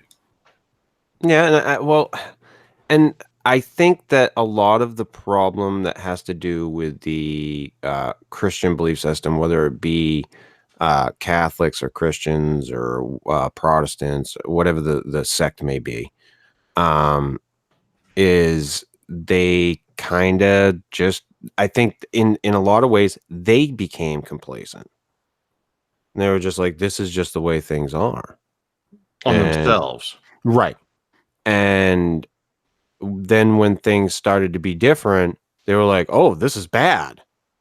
And so the fault lies with a lot of people, all of us, to be honest with you. I mean, it's a thing that it can be easily fixed by just honest fucking discourse, just talking to people and not being a fucking asshole about it. I think that above all things could fix a lot of this bullshit that we have in our society, is if people would just be willing to talk and not beat down on each other. Good luck. You're a Satanist, or you're a piece of shit Satanist, or you're an asshole Christian, or you're a dickhead fucking liberal, or you're a douchebag fucking Republican. It just talk to people. I know a guy who is a devout Christian, still believes all that 80s type stuff. And his best friend is an atheist. And they get along famously. They don't fight. And they discuss their differences, I'm sure. Mhm. But they don't fight about it. And that's the way it should be. Because they're friends and they actually see one another. Right. You can If you're on the internet, you don't have to take responsibility for your words, and you can be offensive and disrespectful. And that's where I think a big part of the problem is we started talking to each other behind screens instead of face to face. Absolutely. Oh yeah, I can't disagree with that. I agree with that completely. The internet has changed the way we interact with each other, and not always for the good. No. Most of the time, not for the good. I think what the internet has shown us is that society, and this is by and large everyone, I think everyone has a fucking part to play in it, is that we're pieces of shit. Yeah. As a society. And I think that's indicative. Now, does that mean everybody's a piece of shit? No. But I just think that the way we've allowed things to go and the way that they are now is very, and it's difficult for us to walk back from at this point. We can't really, if anything, we can try to, change things as we go forward, but we can't step back to fix anything at this point. And social media has just, it's just changed the way people interact, the way people, Christ, it changed the way people date, the way people friggin' have friendships, The way people masturbate. Oh yeah, don't get me started, Steve. But it's crazy, and I think it shines a light on how we are societally in this country, and it also shines a light on how tribal we still are, which I think is very sad. I don't think we're ever going to get over that tribalness. The only and Reagan said it: if we faced a threat from outside this world, maybe that would get us over it. That was his basic gist of it. Mm-hmm. Other than that, I don't see us ever. Getting over it. Nope. Yeah. Well, we ran a little long tonight, boys. Did we? Yeah. I think we did. We still haven't done the news, Steve. Do we have to? I'm thinking we can skip it this week. Although I did want to talk There's about some one good of them. news stuff in there. There is some good news stuff. There's a Patrick Stewart story. Yeah. Can I bring up one thing in the news? Yeah, go ahead. Is anybody else noticing how fucking scary it is? Like, all of the news networks are just like openly talking about fucking UFOs now. Oh yeah. Like it ain't shit. Oh yeah. The Pentagon is actively taking reports for UFOs, and yeah, it's the guy that came out. Who was the guy there? The ex-deputy security of intelligence or something. Yeah, the guy. And then those videos came out of the pilots. Yeah, with the which I don't care what explanation anybody gives me. These are trained pilots, and if they see something and say, wait a minute, that's not acting right. but now they're saying for like a 2-year period that these pilots were seeing shit just about every single day. Yeah, it's gotten to the point where it's like, oh, I'm telling you, folks, this is how they prepare you for shit. yeah, Something's fixing to drop. Well, and it may not be for a while, but here's an interesting thing. We'll get to the Patrick Stewart thing in a second. I listened to a Joe Rogan podcast the other day where he interviewed a journalist who wrote the book on Area 51. And she's claiming that she got a source who said that the whole Roswell crash was done by, it was the Russians had gotten into our airspace and they dropped a quote unquote drone, not a drone like we know today, but basically like they dropped a craft into Roswell, New Mexico with modified human beings. modified. Yeah. And she claims it was like this whole propaganda thing. Like when the American government released the stuff about the crash and everything, that it was a propaganda thing to, as a finger in the air to Stalin. Was it Stalin at that point? I think so. Yeah. But I'm listening to this woman and she's just like, and Joe is like going after, he's like, but how do you know? And she's just like, well, this guy was really high up, and she's like trying to give all this credit. And he's still just like, but how do you know? There's always been speculations that the quote unquote aliens that were in that craft, quote unquote, were actual human beings. There's also been speculation that they were crash test dummies. Yeah, but I mean, the crash test dummy thing doesn't go back as far as I think the rumor was that they were actually Japanese pilots, and that would account for their smaller stature and stuff. And of course, if you're in a crash, you're going to be disfigured and burned and whatever. Right. So, and I could buy that. And I could buy the Russian thing, not the modified human thing, maybe, but the Russians or the Japanese or somebody who wanted to get over our airspace and got shot down or something. Yeah. Or had a malfunction, but I don't. I'm just listening to this woman, and she's just like, I guess it kind of cracks me up, and it makes me think, like, if this is what our journalists are like today, what the fuck are we getting? Oh, did you see the father of Roswell? At least the father of Roswell lore passed away, Stan Friedman. No. Yeah, he passed away like last week. Yeah, there's a lot of speculation about old Stan, too. Conveniently enough, the second Red Scare started in 1947. The same year as the Roswell crash. Yeah, a lot of things started in 1947. Yeah. So, I mean, I don't know how much truth there is to what she was saying, but the way she would answer the questions, and I was just like, really? Well, like there's that one old man who was like 170 or something, and he was about to die, and he had been in the CIA his whole life, and he just wanted to get it off his chest and expose all this stuff he knew about aliens. And he like showed like a photograph of an alien that he had like smuggled out or whatever. Yeah. And it was like shown that it's just like a fake rubber alien that you can buy at like stores everywhere. Yeah. Boyd Bushman. But that guy was really in the CIA. Like all of his background was confirmed. Right. Everything. But he still went out there and just like spewed out a bunch of bullshit on his deathbed. I don't know that he spewed out bullshit. I think that he was given photographs and he believed that they were real, but they weren't. If I remember correctly, it's been a while. It's been a couple of years. I did a video on it. Boyd Bushman was who he said he was. Right. For sure. I got a fucking picture somewhere of Phil Poland standing next to a fucking alien body.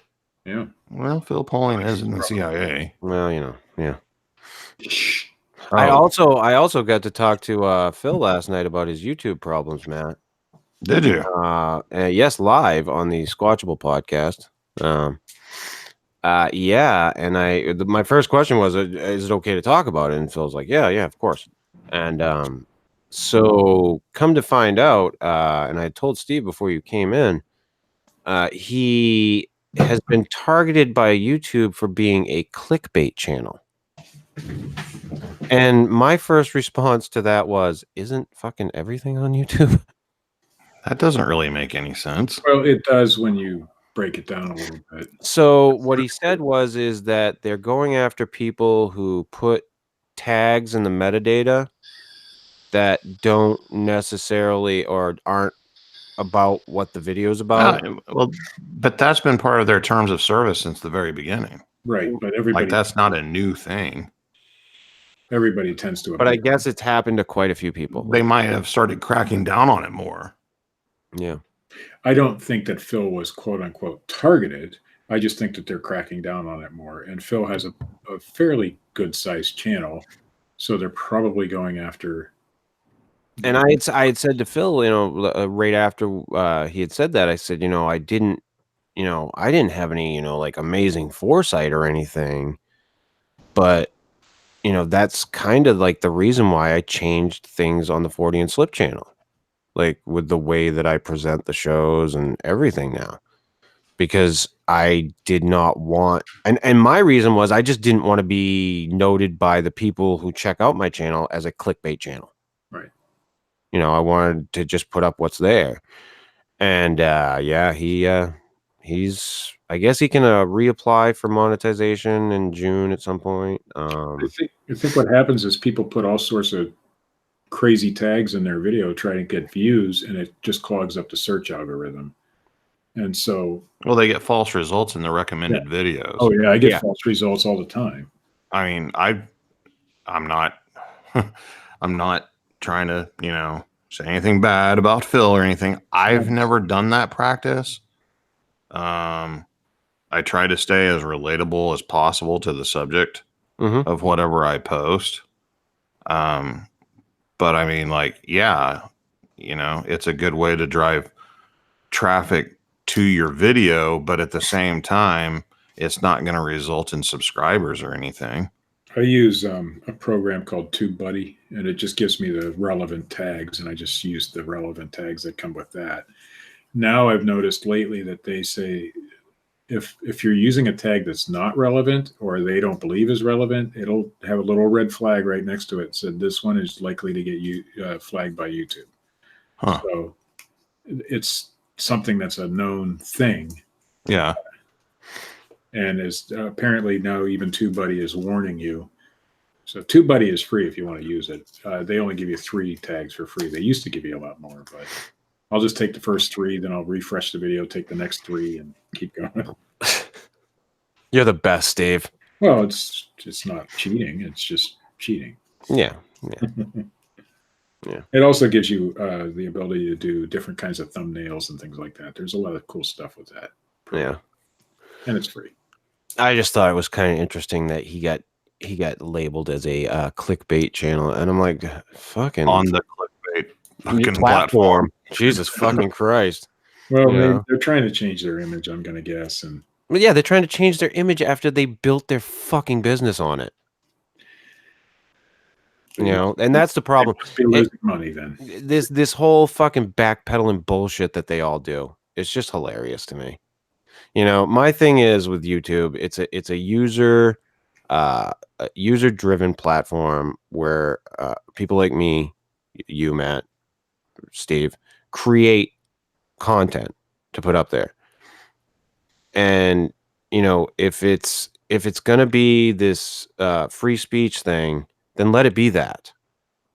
I have a problem with them taking off people like Alex Jones or etc. It's stupid. It is absolutely stupid. If you want to root out the idiots for the public, let them speak. They're either going to get a fucking, and Alex Jones has a huge following, whether or not I agree with what he has to say, doesn't fucking matter. He's got a huge following. He's got a right to a voice. Can he say some things that are incendiary? Yeah. Do I think that he maybe has like some type of a responsibility when it comes to certain things? Yeah, I do. Do I think he should have been pulled off YouTube? No, or Facebook or Twitter or anything like that. So I think that that's a problem, and I think that Phil's gotten kind of mowed over by this whole reconstruction of social media. Well, if we think back of even a year, a lot of the conspiracy type channels were being targeted for different things. I'm wondering if, I mean, I suppose that in this genre of video, there's probably more clickbait than a lot of other genres, except maybe the money making one or whatever. So it's just an easy place for YouTube to start, and I don't think Phil was targeted as an individual. I just think he was targeted in that genre. Yeah. But you might be right. I think so, because most of the videos in this genre are clickbait. 90% of them, I saw a Bigfoot or UFOs are real. The biggest channels on YouTube are clickbait channels. All of them, yeah, all of them, sure. Yeah, so I just thought it was kind of hilarious that when he said that, I was just like, what? But you don't hear of any of the how to change your car radio guys complaining about, that kind of thing, because there is no clickbait there. And there's also no market. Oh, yes, there is. My best to guys like us, yes. It's a market that would be wonderful to have. To the grand scheme of YouTube, they're not showing up on the radar. You want my best videos that I ever do, or my how-to vid, Okay, well, let me know when you hit 1 million views in the first hour. Well, I'm talking long-term stuff. I mean, there's videos out there that have like over 100 million views in the first month. I had a buddy get 1 million views overnight on, but it was how he went to Walmart and made money flipping games. But it was kind of clickbaity, So I understand that is part of the market, but if you want a good, long-lasting video, start a how-to channel. You'll make a lot of money over the years, because they don't change. The procedures to change a radio. The problem is I don't do anything. It's how to make a blog post by Matt. How to make a house video. I have an eBay channel, right? And I talk about eBay and Amazon and things, but I put a video game how-to on there, how to fix your Nintendo 3DS error. That's my best performing video on the whole because you're getting hits from little kids looking up Nintendo 3DS shit. Not because you're getting people wanting to fucking hear the information. No, most of all the comments I've received, and I've gotten 1,000 comments on that video, are all, it worked for me, it didn't work for me, how do you do it with this one, that kind of thing. So people are watching it to learn. How many views does it have? I'd have to go look. Can't guess. Oh, I haven't looked at it in a few days. I looked up how to freebase coke years ago on YouTube. Yeah, back then you I'm just going to say my average video gets between 300 to 700 views. My average video over time, not instantly, which isn't great. In my genre, it's pretty good, but in other genres, it's not good at all. But that video, I mean, how do I get to video? It's really not important, Steve. Yeah. I was just going to ask you what the actual ratio of comments to views was. I'm almost there. I'd have to go lifetime. Thanks. The one thing that video didn't do was get me subscribers. Chris, your show's dying. I want to beat him right now. You want to do what? I want to beat you right now for fun. 49,000. Oh, that's 21,670 views. And you have 1,000 comments? 1,000 was probably an exaggeration. Okay. But it's my highest moneymaker too. Okay, but I'm just saying, so the majority of your views were not people that were actually interested in the subject matter. I don't know. Nintendo 3DS, how to fix an error. I mean, it might be because it's Nintendo 3DS, and that targets primarily the younger group that is the majority on YouTube. My commenters tend to be parents who have tried to fix their children's games and either did or didn't. Could or couldn't. Either way, good for you, Steve. Well, Good job, Steve. Good job. But fucking Sir Patrick fucking Stewart likes some weed edibles. Awesome. For arthritis pain, though. For arthritis, yeah. Yeah. I can't believe he's fucking 76. He spoke about it to support a project at Oxford University that will explore the medical benefits of cannabis. I think it's hilarious that we still live in a society where there are people who think that weed is only slightly less awful than heroin. I am baffled. Weed can be bad if you base your whole entire life on it. I know people. That's just a fucking idiot, Steve. No. That's called a fucking moron. Right. But there are a lot of fucking morons out there. For medical purposes and for people who want to use it recreationally, there's nothing wrong with it.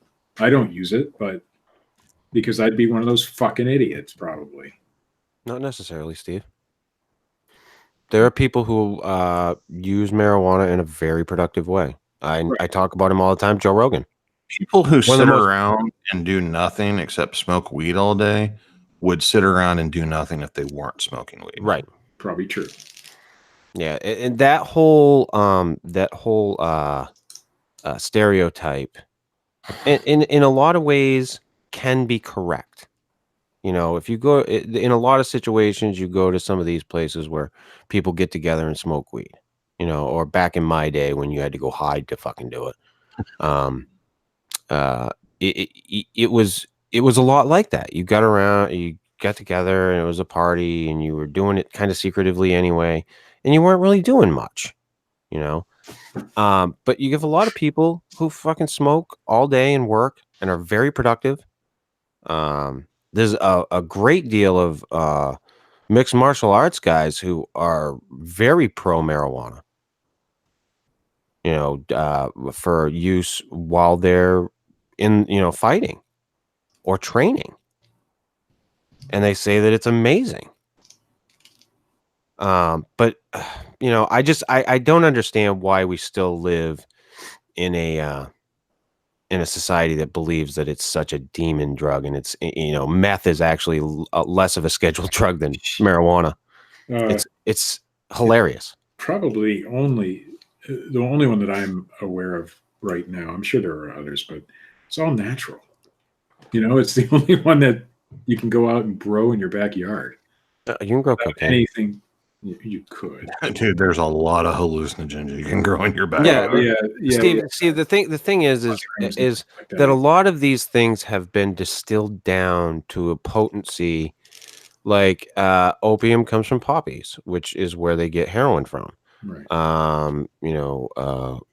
You can grow cocaine in your backyard. Yeah, you can grow cocaine, and it's the leaves, and the leaves just have to be broken down in the proper way. But the mountain people have been down in Peru have been chewing those fucking leaves forever.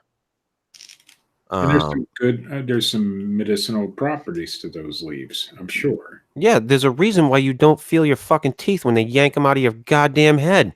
It's called they took something from cocaine. You've heard of Novocaine, right? Anything that ends in cane. See that, and that's the problem. A lot of people think these drugs are unnatural. No. Like I'm talking meth and things like that. But see, in that you're looking at chemical compounds. Right. But here's the problem, Steve. It all comes from something on this planet. Well, everything comes from some natural source in the beginning, yes. So it's the problem is that it gets distilled down to this, pure form, and people wind up having a problem with it. I think that the bigger issue is that there's not enough treatment and education, and it's all just, well, let's just throw them all in jail.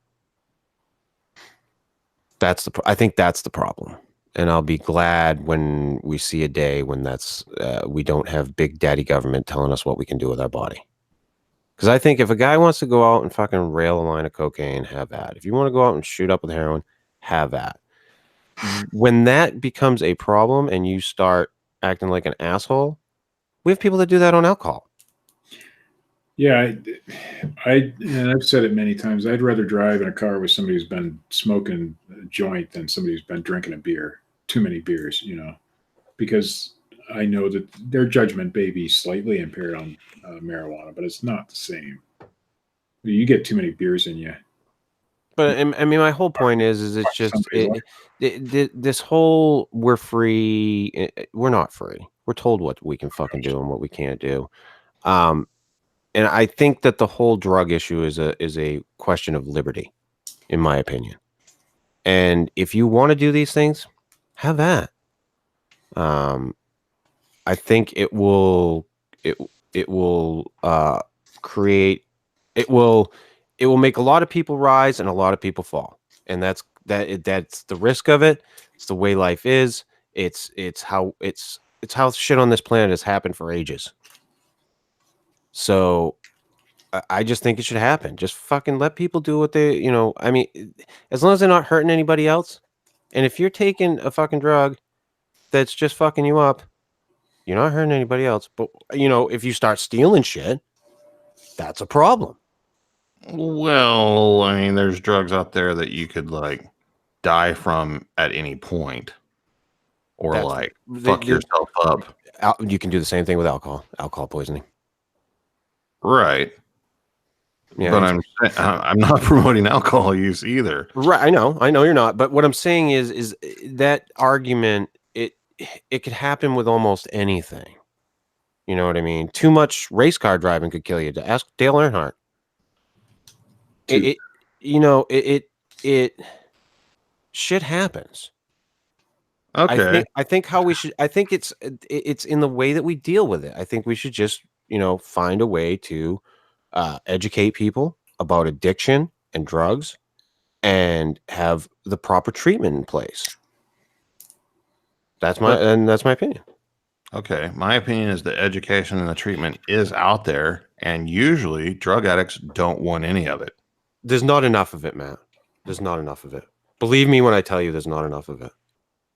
Well, not right now. Not considering the amount of drug addicts that there are in the United States compared to what's accessible and what's free. Free is another one, but even in those situations, like you're not going to tell a heroin addict to go to rehab and they're going to do it. No, you know what they do in Ohio with heroin addicts?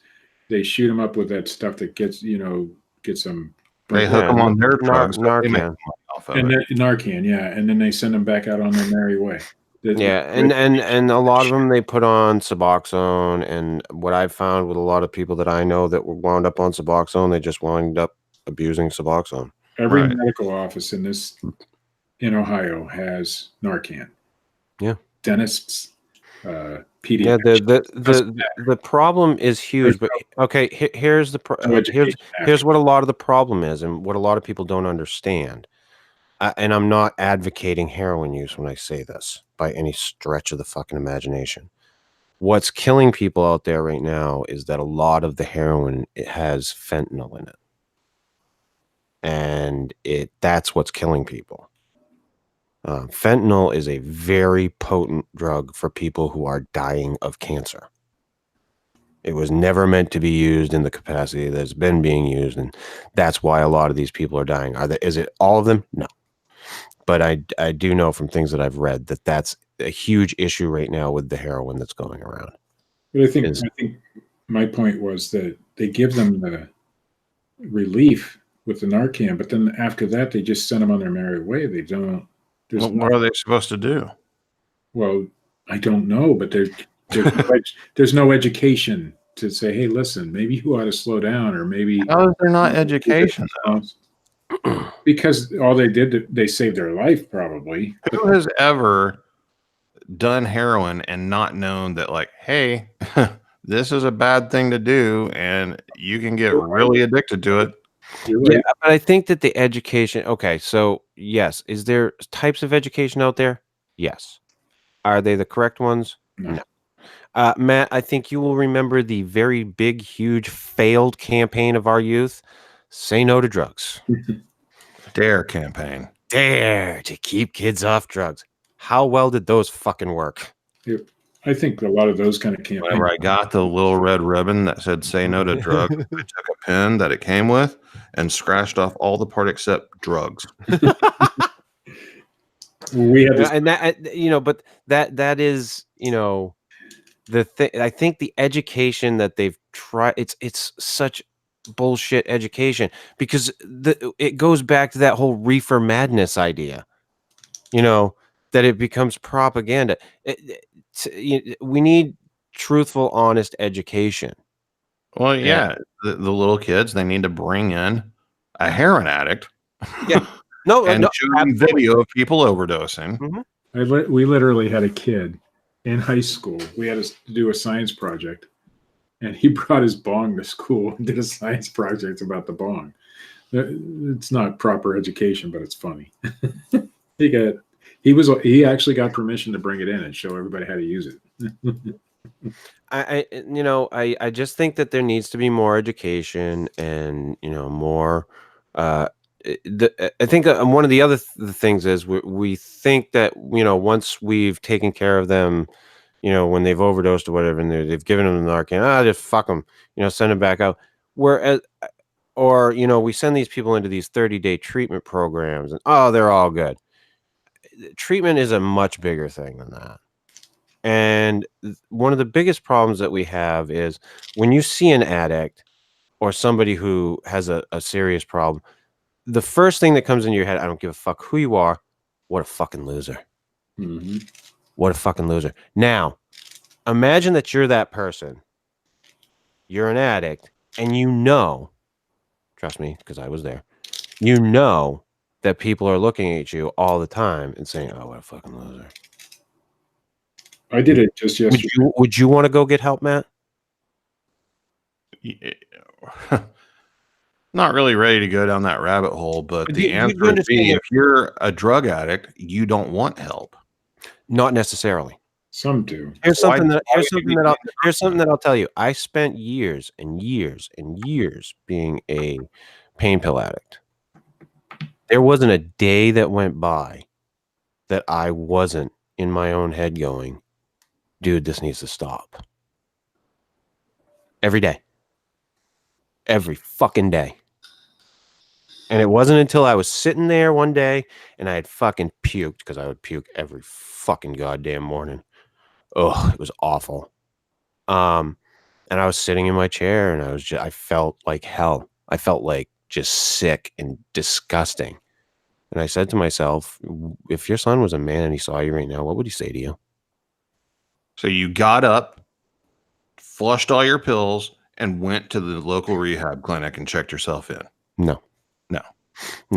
My case is very unique, man. In fact, like most people that I talk to, they're like, you didn't go to rehab at all? No. I probably went about it the wrong way. At the time I was delivering, that was my job. I was a delivery person, and I was out on the road, and I was just like, I can't be out on the road because I can just go anywhere and pick up drugs. So I quit my job, because I thought that was, you know, the way to do it. Instead of, you know, going to my boss and being like, hey, I have a problem, because they had like all the rehab stuff there to like get you in. But and a lot of that, though, came from the fact that I felt like I was ashamed of who I was. And I didn't want to go to my boss and be like, I have a problem and I need to go to rehab, because I was ashamed of myself. It's got to be the first thing to do, is to admit to somebody like that you have that issue. Right. So I quit my job, and I struggled for the better part of a year. I think I relapsed like a few different times over the course of that year. And obviously went and got some pills. But after that, I mean, it was a mindset thing for me. Like I made that decision once I had that thought in my head, you know, And it wasn't like I have 2 children. And it wasn't that it just so happened that it came to me, but it was, what would your kids say to you if they were adults and they saw you right now? They'd think you were fucking an idiot. And that's what ultimately what snapped me out of it. But to say that drug addicts don't want out, they do. They want out every day. Every fucking day. Because in the beginning, no. Because in the beginning, it's fun. You're partying. You're having fun. I'm hanging out with people. It's when you're sitting in your room alone with nobody around and you're fucked up out of your mind and you lose all control and you can't even move your body and you're afraid you're going to fucking die because you're going to puke and choke. Yeah, that's when you want out. No. It's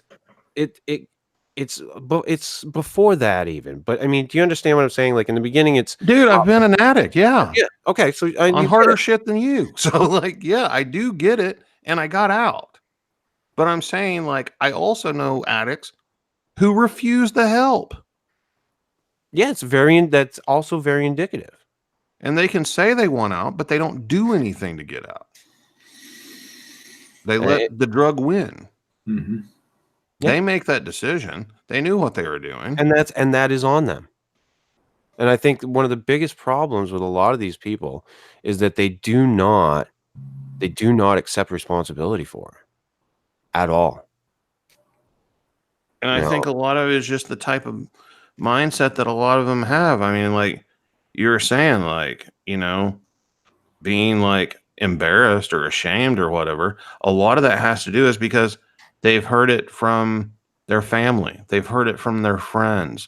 And now if they go and do it, they have to admit that those people were right and they were wrong. And it becomes like a pride thing for them at one point.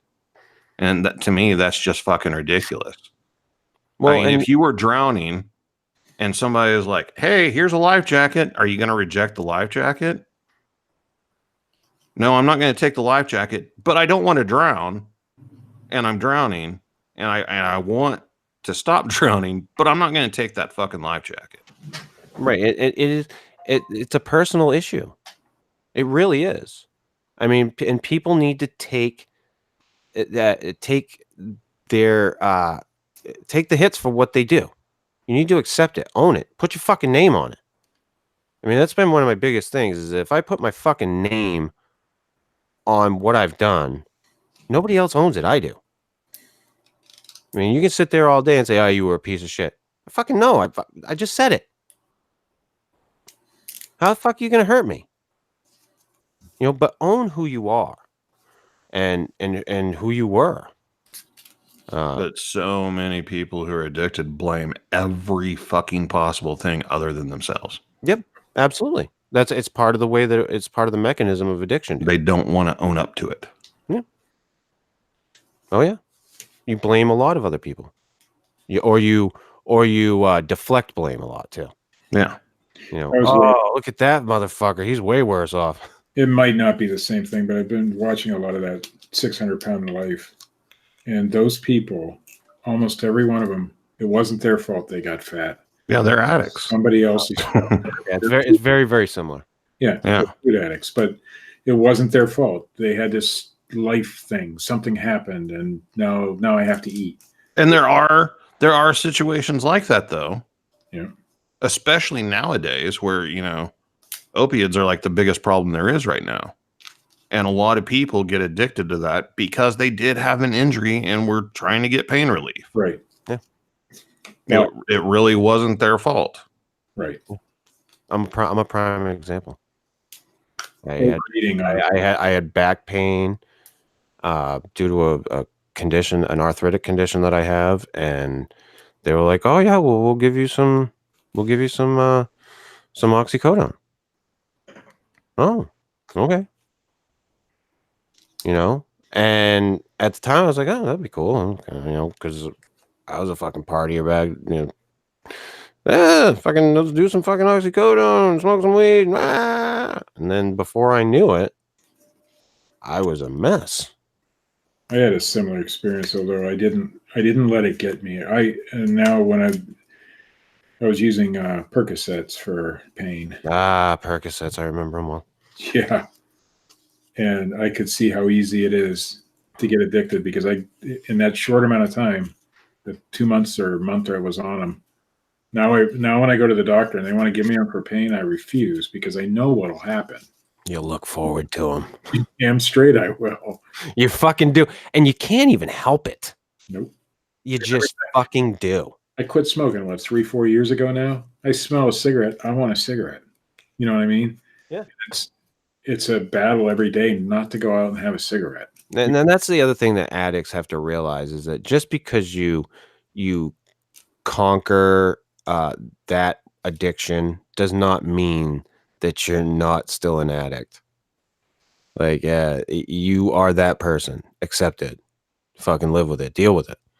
You know, that's it. If you can take the reins and take control of it, kudos to you. I love the smell of a freshly lit cigarette. Oh my God. One of the times, because I had quit years ago, and at one point, and I was doing really well for a long time, and I remember my grandmother was passing away. We were all going over to my aunt and uncle's house, and everybody who smoked would go out back to the camper out back and sit in the camper. And I was going out there to hang out with everybody because those were all the people that I would hang out with normally when I would smoke. And I'm sitting out there, and my stepmother comes out. She's like, "How the fuck can you sit out here?" I'm like, it just doesn't bother me. We went to a yard sale yesterday, and I walked in. I'm looking at the books and whatever they had there. My wife walks in, and she's like, "Oh my God!" And she said it out loud. It's funny. There were two ladies smoking there, and it didn't even faze me because I was a smoker. Yeah, it smelled good to me, but my mind didn't think, "Oh my God, it smells." You know, she couldn't even stand being in that garage. So I definitely will notice it. I don't find it to be as offensive as a lot of former smokers do. And what I find to be offensive is the stale smoke smell.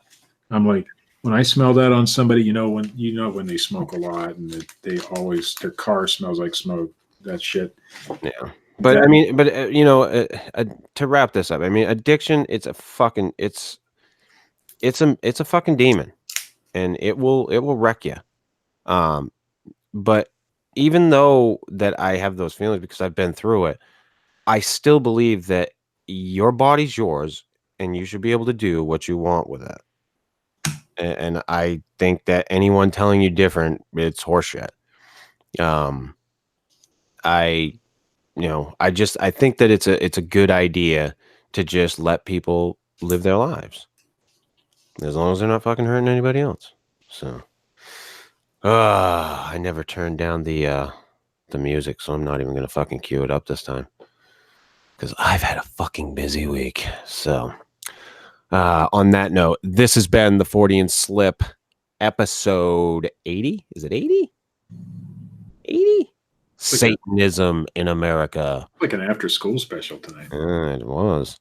If you like this shit, hit that little thumbs up button. If you don't, hit the little thumbs down button. There's always someone who hits that thumbs down button every time.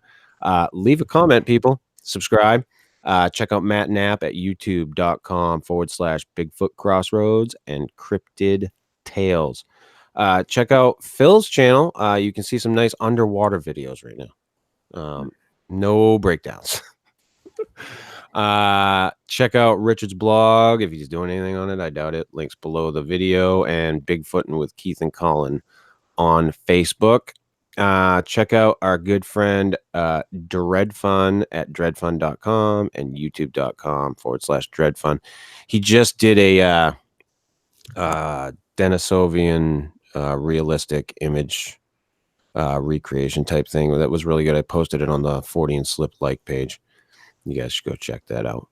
I've got some ideas I'll run by you guys after the show. One that I'm thinking we should really do, Matt, which you touched on. Why don't people talk about this more? I'm thinking we should do an entire show on the Betty and Barney Hill abduction. That'd be cool. Okay. And I'll give you guys my other thoughts later. But to those of you out there listening, thank you for joining us for this extra long bullshit show. The more you know. See ya.